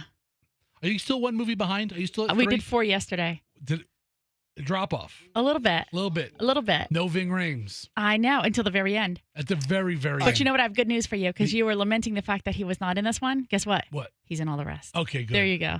Does that make you feel better? I looked it up. What was the... Is Ving Rhames going to be in the final episode? He is the only cast member besides Tom Cruise that has been in all of them. So, yes, he'll be in the final in one. number 4, he only had like a cameo at the end. All right. So in the one that's opening up this week, the brand new Mission Impossible 8, what is it, the final countdown or something? Or the final countdown. Whatever does Ving Rhames say, Arby's, we have the meat. They got to work that in there. That'd be a great joke to roll in. If Ving Rhames is in Mission Impossible, he's got to say, Arby's, we have the meat. All right, so this dude Mo Long with CNET says, I'm rewatching all the Mission Impossible movies before the final reckoning. And here's where you can binge watch the entire franchise. I think they're all on Paramount. Yeah, so that's where they're watching it. So Michelle and Julian are watching. They're cramming. So they watched 1, which they said was good. They said that 2 was awful. So Mission Impossible 2 is terrible. Is this from Mo Rocca? Then, no, this is from Julian and Okay. Michelle. I don't know. Then 3 and 4 were great. Yeah. So you still have to watch 5, 6, 7. You've got 3 more to watch. Yeah. So you're going to watch another one today? Absolutely. Or 2 today? I don't know. We'll figure it out. All right. We got to get through 5, 6, and 7 before Thursday at 6 o'clock. And then you could watch like the last one, like for a home matinee. Oh, that's a great idea, you Fester. watch it from like noon to 3, and then you watch the movie But from you 6. don't really have to watch all the old ones, because aren't they all standalone movies? Yeah, Right. but what happens is you follow the character's progression, and you follow Tom Cruise's facial surgery and facelift progression. So also the hair. I've only watched 1. The only Mission Impossible I've ever seen is number 1, but Julian and Michelle are dragging me to the theater on Thursday at 6 o'clock to watch this nearly 3-hour movie. 2 hours and 49 minutes. Oh, my. Like I said, nearly 3-hour movie. I don't want you to exaggerate. So I'm going to be, and I guess that's without the previews. 20 minutes of previews. 20, 25 minutes of previews, exactly. So, so I'm going to be dragged in. Guess what? I'm going to be dragging on Friday. What's crazy, from watching the first one in 1996 to even the third and fourth one, how awesome the graphics have gotten and the intros and the things exploding and all the CGI and all that stuff is so much better. And I thought it was cool then. Right. Hey, Andrew, before I forget, So we're off on Monday because it's Memorial Day. On Tuesday, I have jury duty. So Friday at 5 p.m., this Friday at 5 p.m., I'm going to call the Hillsborough County Clerk of the Court jury line and see what the deal is for the next week, because they'll let you know. And I kind of spot checked it. Last week, I did call Friday, even though I wasn't called for this Monday. I called, and the recording said for Monday, whatever the day was, the 19th, for yesterday. For Monday, May 19th, no jury numbers have been called off. So they wanted all jurors, 1 to 1,500, to report. Now, Michelle, was it you that were called and you were called off? Yes. So you had like number 550 or something. Oh, I don't remember and that. Yeah, and Michelle was called off because they only wanted like jurors 1 through 350 to appear. Mm-hmm. So what I have to find out is on Friday after 5, when I call the jury hotline, are they going to have all jurors report for next week? And if that's the case, I got to be there at 8 o'clock. Or can I push it a little bit? Nope. You got to be there at 8 can't be late o'clock. for jury, dude. They'll arrest you, dude. No. Hold on a minute. You won't hold up in jail. Do I have to be there right? Listen, Yes. If you have all those people showing up, what's the difference if I show up half an hour late? If you're going to be huddled You're into... in contempt. Hold on. That's the difference. You Listen could be to me. arrested, and I will tell them where to find you. Oh, Jesus. Sheriff Chronister, come and get him right now. Listen. I have Life 360. I can tell you exactly where he is. Listen, I'm going to ditch your phone, get a burner. But what I have to do is I'm going to do the show live with you guys to a certain point. 7:30. And if I don't get called off, you got to go. Then we're going to have to go. Yes, we're going to have to go to a best of. Yes. Which is fine with us. Yes, Andrew. 2 things. I remember trying to get out of here to get to jury duty, and you didn't want to let me go. Yeah, you kept Andrew did forever. you Because you said it wouldn't matter if I showed up late. Did you get there at 8 o'clock or you got? I got there on time because I left when I had to leave. All right. So yeah, but you bitched and hold on. complained about it. When you got there, how long did you sit around before they even checked you in or did anything? I got online. Okay, Online? and how long did that take? I don't remember how long it took. If I have to be there at 8, can I get there at 9? Is that going to make any difference? Yes. Yes. All right, so what time can I be there? Can I be a little late? Andrew. No, you can't be there late. Why not? Because they start calling people in to pick juries right away. I thought I got to fill out a questionnaire. No, you fill the questionnaire out. You submit it, and then as they start pulling the potential pulls, they give those to the attorneys, and that's it. You could be called at 8:15. All right, so I got to find out. On Friday at 5 o'clock, I guess I'll find out what. I'm a high juror number. I'm over 1,000. So It doesn't matter. My jury number's over 1,000, but they might not need all those jurors next week. I put in a special request. Holy shut You're up. in the most likely. Yes. You're in the group most likely to get called off. Yes, Andrew. Also, I just received a letter myself. Yes. For a questionnaire for jury duty. What? But this is not circuit court. Oh, is it federal court? Yes. Oh, you got called for federal court now? I was sent the information to do the survey. I'm not being called yet, but it puts me in the system again. Wow. See, the courts think that I'm a felon, so they're never going to call me. All right. I've never been So, again, I might not be here for the entire show next Tuesday because of jury duty. And what if I get selected? Then you won't be here maybe on Wednesday, maybe on Thursday. It depends on what day the trial goes. Yeah. They could pick you on Tuesday, and then they might not have the trial until Thursday or Friday. Generally not Friday, but maybe. Listen, What if you're the foreman? I plan. Oh my God! Stop. Listen, Oh, that's evil. I'm going to go every day just to make funny faces at you. I plan to do my civic duty and show up for jury duty, but I was just wondering if I can show up a little late, if there are going to be hundreds and hundreds of people in front of me.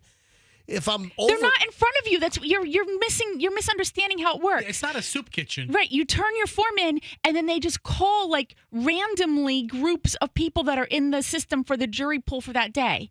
And then they'll give like a stack of, I don't know, making it up, like 30, forms to case number whatever is happening in, Judge Fuson's room. And then you go in there and they do the voir dire, and then you might get picked or not.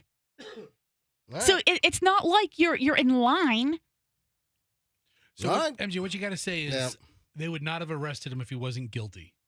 That's what you say. That's the. Well, a buddy listen. of mine told me that's the trigger word to get off the case. You say, "Well, they would never have arrested him if he wasn't guilty." Death penalty. Yeah. All right, so Hang 'em high. Michelle's a former assistant state attorney in Hillsborough County. Chloe is a felony division assistant in the Hillsborough County State Attorney's Office. Are you trying to show some kind of conflict of interest? Well, they're going to ask you on a questionnaire if you have any connections. So, all right, I got to take a break. We're running late. All right, you have connections. Give you an extra sheet of paper. 9:27 at the MJ Morning Show. So I just got to find out if my number's going to be called next week, or sometimes they call the jurors off to a certain number. All right, it's going to be a shortened week next week. It's day after Memorial Day, so I'm wondering how the courts are set up for next week. Hey, Meech, I could give you a lift home. All right, stop calling her Meech. All right, 9:27 at the MJ Morning Show. All right, final chunk of the MJ Morning Show. Another shot at $1,000 is next. My friends at Veteran Ford want to give you the employee pricing that Ford has rolled out, but they want to give you a lot more than that. So why Veterans Ford to go get Ford pricing? So if you don't know the deal, with all the tariff confusion and all the pricing potential issues and prices going up, Ford said, you know what, we're going to do something nice for the American people. We're going to offer employee pricing to every American. This is what a Ford employee that maybe has worked for Ford for 30 years has paid. So you pay lower than dealer cost on your new Ford. Go to Veterans Ford, take advantage of this. And why veterans? Because it's an awesome operation. They're going to treat you well. They'll treat you like family. You're not going to get the car dealer rigmarole runaround that's pretty common out there, because they want you to have a great experience and they want you coming back. Veterans Ford. Their service department is the best. People love the Veterans Ford service department. You know, folks that have had, I've heard personal stories, people that I know that have had issues where, you know, they wanted to throw rotten tomatoes at some of the dealerships around town. Then they go to Veterans Ford. They're like, oh, my God, what a breath of fresh air. So great service, great experience for your Ford car, truck, or SUV, and an unbelievable selection of pre-owned as well. It's Veterans Ford, Line Ball on the Veterans Expressway, and tell them MJ sent you. Now, your carpets are dirty. Your carpets are filthy. What do? You call Zero Res. Why? Great deal going on for the month of May. Hurry before it expires. Get 3 rooms of carpet clean for just $119. Just $119 gets 3 whole rooms of carpet cleaned with the process that you want, and that's called ZR Water. It's a patented process, electrolyzed water, which gets your carpets cleaner without leaving a residue, hence the name of the company. Zero Res means zero residue. The other carpet cleaning companies do not have this process. They leave a chemical and soapy residual residue. Zero Res does not. Right now, get 3 rooms of carpet cleaned in your house for just $119 when you tell them MJ sent you. Go to ZeroResTampaBay.com. That's ZeroResTampaBay.com. Tell them MJ sent you and get the 3 rooms cleaned for just $119. The website, ZeroResTampaBay.com. The phone number's on the site. You can call them or book online, but always tell them MJ sent you. Final check on traffic here, Shriner, and then we'll give away the final $1,000 for today. Next.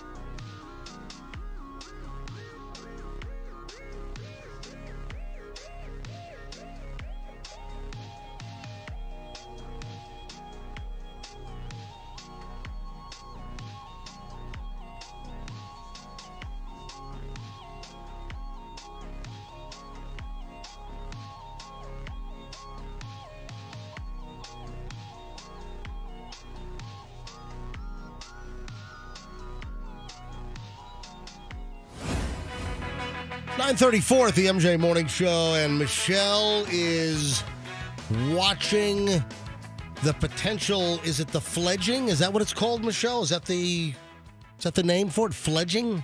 I think so. It's called Fledge Watch. Fledge Watch. Yeah. So Michelle is glued to the Not just me. Big Bear Eagle Cam to see when these little baby bald eagles are going to fledge and when they're going to flee the nest and take their first flight. Yeah, this is amazing. Michelle turned me on to it. I've been watching it for like the last month and a half, and there's 27,863 people right now just watching birds in a nest. And look, MJ, the baby's walking out to right now the sun though is kind of hitting the camera at a weird angle. It's So it's 6:35 in California right now. So 3 hours earlier out in Big Bear. That'll go away in a few minutes. But see how they're walking more toward the perimeter of the nest, and they're opening their wings and they're jumping. They're getting ready to take the leap, man. There is an American bald eagle nest in Big Bear Park out in California. And there are 2 baby eagles, and people have been watching them, from hatching all the way until they could take flight at any moment now. Really, from before hatching, we watched the parents' names are Jackie and Shadow. Oh, Jackie and Shadow. There's right. So we we watched them lay on the eggs, and then we watched them lay on the baby birds when they were first born. We've been watching them feed them, bringing them back fish and the one bird brings back a fish. They all start pecking on it. Yeah. He feeds the other ones a little birdie style. Yeah. The fledging or their first flight. The window can be anywhere from 10 to 14 weeks. They just turned 10 weeks last week. One of them was Tuesday was 10 weeks, and one was Saturday was 10 weeks. It could be another month. It could be, but you see how they're like exercising their wings and yeah. getting those muscles stronger? Yeah, they're moving their wings out, and look at they're flapping their wings. Yeah, that's what they need to do to fly, and eventually they're just going to take a jump. Yeah. Where's mommy? Do they go on their own, or do they let mommy and daddy? Well, mom and dad are nearby. Okay. And supposedly, from what I've read, mom and or dad will train them with their flight and how to move around and I guess hunt and whatever. And they may or may not return to this nest. The baby bird may not come back to this nest. They may just, roost somewhere else or something. But obviously, all of us watching almost 30,000 now, we are hoping that they will, take a flight and then come back to the nest. When do they get the white feathers on the head? And when do their beaks turn like the bright yellow? And you know what? When does that happen? You can go onto this website and they have a recap somewhere and a little an informative page, and it tells you all of that information. Oh, well, maybe I'll have to study my Eagle facts later on. Exactly. Thank you. It's Thank really you so fascinating, much. but you can watch it all day. I appreciate it. I do watch it all day. I have different time zones because I watch multiple nests. How many freaking nests are you watching? I was watching 4, but then something unpleasant happened, so now I only watch 3. So I watched the eagles here, and then I watched the elk migration. Oh, how's that going? It's been interesting. Oh, that's have you seen the elk? Somewhere in Scandinavia, right? Denmark or Finland. But it's just like pan shots of woods, and you see the elk migrating both directions. Is it as fascinating as they say it is? Because I sort of fell off on that one. Law of diminishing returns. Okay. Okay, it's fascinating at first. Now it's like, just an elk. All right, stand by, ladies and gentlemen. The next $1,000 will be given away in just a bit. Have you heard Jessica Simpson singing for the first time in years? This is either going to be fantastic or horrendous. I don't think there's a big middle ground. Yeah, so there's a whole chatter regarding Jessica Simpson, who was on the season finale of American Idol, and the word is, and I have not heard this yet, Andrew, is this as bad as they're saying? What are your thoughts? Is Jessica Simpson as bad as some of the stories going around? Yes or no? I don't think so. I mean, you got to figure, people are looking at her really harshly. Now, she's made a fortune. She had a clothing line, right? Oh, yeah. Hasn't she made hundreds and hundreds of millions of dollars as a businesswoman? Yep. When she did that show with Nick Lachey when they first got married, she was a joke. She was talking about, why isn't chicken of the sea chicken? And people mocked her. And that's right. That old, she thought that chicken of the sea wasn't tuna fish. Right, exactly. But she really took some abuse because people thought she was a really dim-witted person. And then she kind of steps away from music, goes into business, comes out with her own line of fashion, her own line of shoes and stuff, and she is a force now. Last laugh. She's got the last laugh on that one. Here's audio of Jessica Simpson on the season finale of American Idol, and I have not seen that in years. I have not seen American Idol since probably 2007, 2009. I didn't even know it was on. You know what? I barely know. I mean, I'm not attracted to anything Ryan Seacrest does because he's such a blah, you know? All right, let's listen to Jessica Simpson.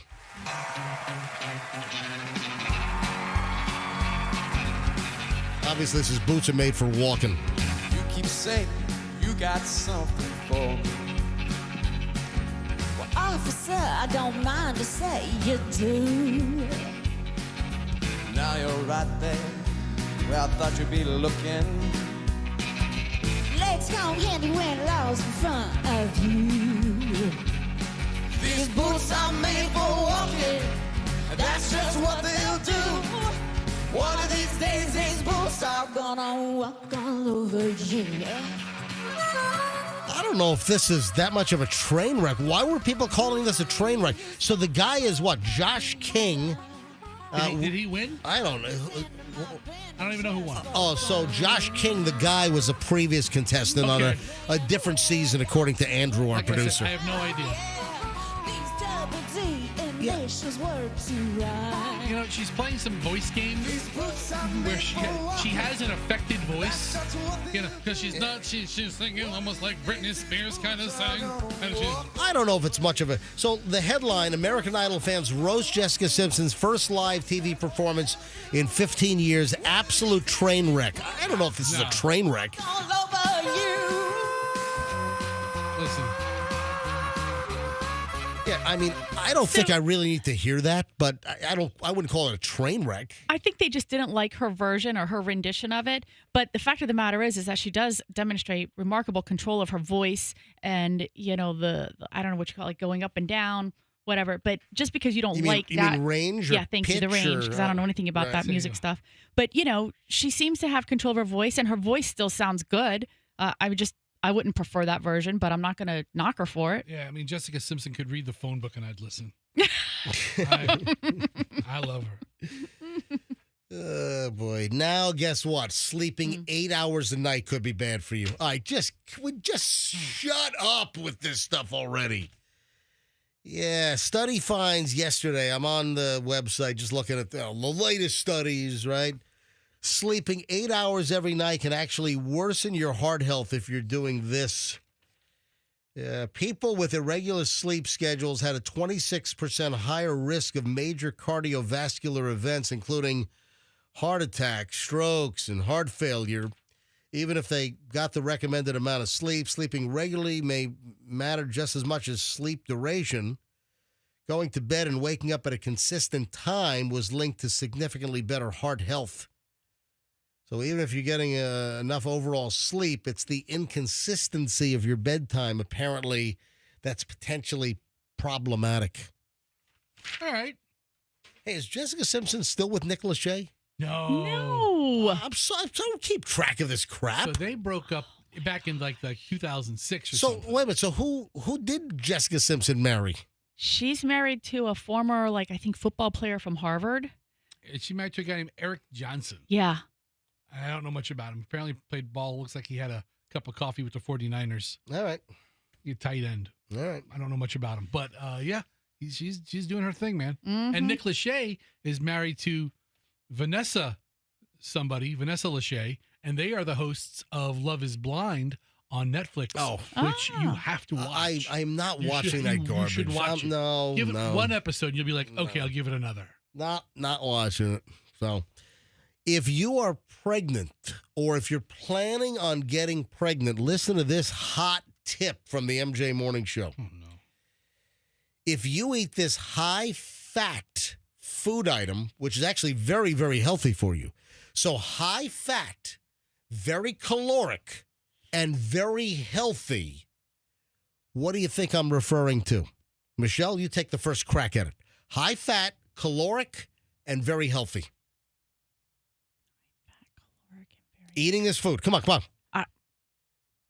Avocado. That is correct. What? That is correct. I didn't even know what the question was other than those three facts. I said high in calories, fatty, and good for you. Yeah. So avocado is the correct answer. 100% right. So here's the deal. What? If you're pregnant or you're getting pregnant anytime soon, eat avocados because they're saying that if you eat avocados while you're pregnant, you lower your baby's chances of having a second head come out of its shoulder. That was the same thing Philip Morris was saying back in the 50s. No, I'm kidding. I'm kidding. No. All kidding aside, they're saying that if you eat avocados while pregnant, that it will reduce the chance your kid's going to have a food allergy. Oh. Yeah, there's some kind, I don't know why, but it's just some kind of research. Who comes up with this crap? How do you find this crap out? Yeah. High-fat fruit avocados will give a baby a head start in avoiding food allergies, according to a Finnish study that looked at data of, I wouldn't think that the Finnish eat avocados. Yeah, I would say, when I think of like Finnish food, guacamole doesn't really make the list. When I think of the last thing that people from Finland would eat, it's a freaking avocado. You haven't lived until you had some salted cod with a side of guac. 2,200 mother-child pairs found that infants born to mothers who consumed avocados during pregnancy had a 44% lower chance of developing food allergies by their first birthday. That's significant. That's almost half. If they can really show a cause and effect on this, wow. Main red meat sources in Finland: beef, pork, and reindeer. Yeah, I don't see avocado on the list. All right, now let me show you cause and effect. What kind of cause and effect can I demonstrate for the audience right now? You could kick yourself in the nuts and you could fall to the ground. No, that's not what I'm thinking. But the same thing, though, right? All right. The cause and effect is I'm going to give out the phone number now for the ATMJ. And by giving out the phone number and getting the right caller, the effect will be you'll win $1,000 if you know last hour's winner. I mean, that works too. It is time right now, once again, to roll out the moolah. That is the sound of the ATMJ dishing out the paper currency, $1,000 right now. Let's go with caller number.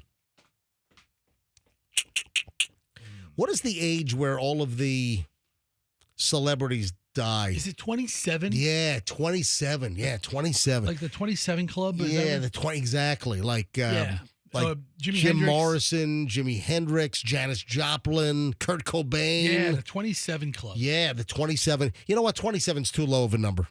Let's double it. 54. The 54 Club. Studio 54. All right, let's go. Caller 54 right now. 800-990-1047. Be the 54th caller right now. Know who won the $1,000 last hour, and you'll win the $1,000 this hour with the ATMJ, all courtesy of the Kemp Law Group. $1,000 right now. Caller 54, 800-990-1047. 800-990-1047. Andrew is screaming away, and he'll let me know when we get to caller 53, and I will take caller 54 live. This is good news. I saw that the First Lady, Melania Trump, was part of the signing yesterday for the revenge porn and AI-generated pornographic material bill. Yeah, so Trump, the president, let his wife, Melania, co-sign the legislation. And it outlaws artificial intelligence-generated porn with real people's faces. So it's the Take It Down Act, and there's just a lot of people victimized by this. You know, this should not be political. Don't, whatever side you're on, don't let the politics get, interfered with here, or don't let the politics interfere. This is just good. I don't care whether it's a Democrat or Republican. I don't care who it is. This is just good. The Take It Down Act, which was spearheaded by Melania Trump, the First Lady, to make it a crime to victimize people with AI-generated porn or revenge porn, which is a problem. This is a huge problem. And the images that can be created these days are nuts. So those are some of the ones they want to take down. Yeah, revenge porn is part of it, using real images and artificial intelligence to put somebody's face on somebody else's body and to try to fool people. So that's a very, very positive thing. Has there ever been a first lady who's signed legislation before? I don't know. I don't think so. I don't remember hearing Nancy Reagan signing anything. Yeah. I don't think that's happened. I think she might be the first. I mean, Nancy Reagan was very, very active, obviously. Sure. But I don't think she ever signed any legislation. I don't recall Barbara Bush doing it. Yeah, it's not binding. It was more ceremonial. Oh. It wasn't. It's the president's signature that obviously. The power vested in me as first lady of the country. No, it's more ceremonial that her name is on it. At 9:50, let me grab line number 5. Hi, good morning. Who's this? Brittany. Brittany, where are you calling from? Tampa.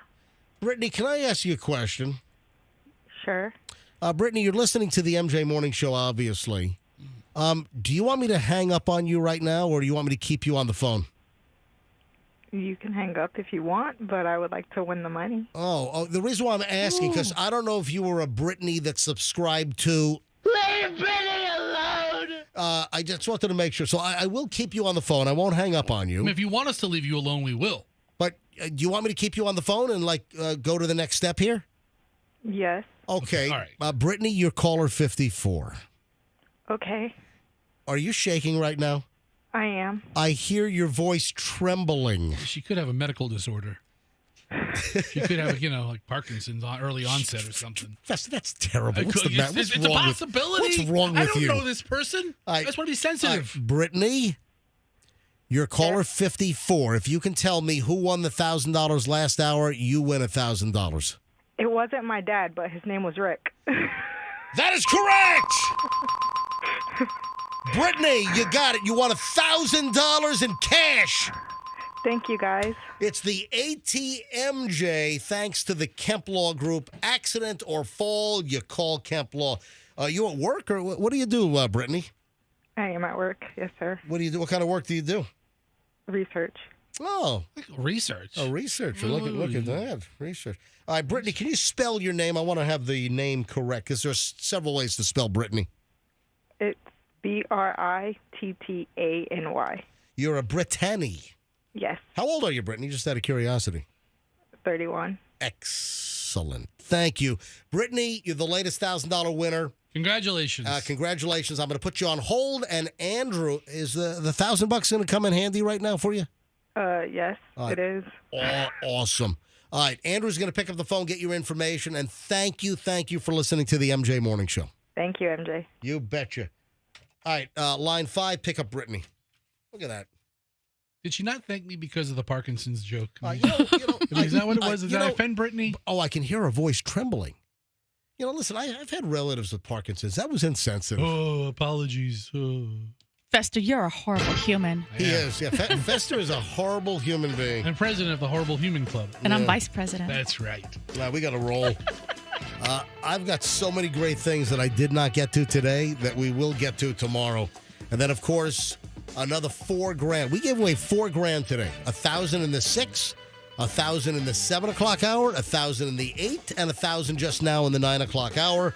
And we'll start it all over again tomorrow morning at 6 a.m. So at 6 a.m., you got to know who won, and that was Brittany just now, and you got to be the right caller.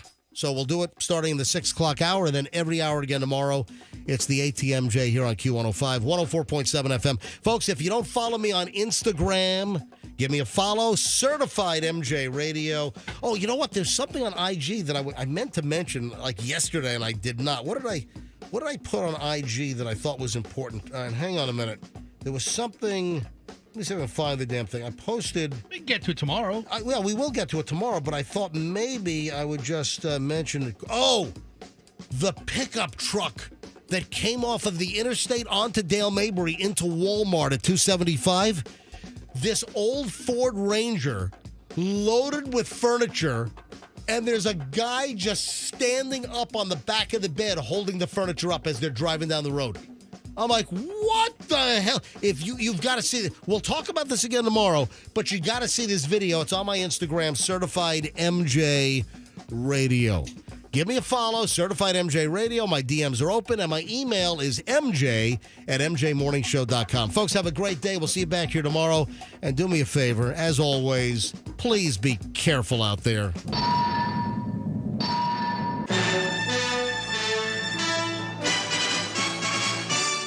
The Q105 app is your connection to all the big contests, powered by Anajar and Levine.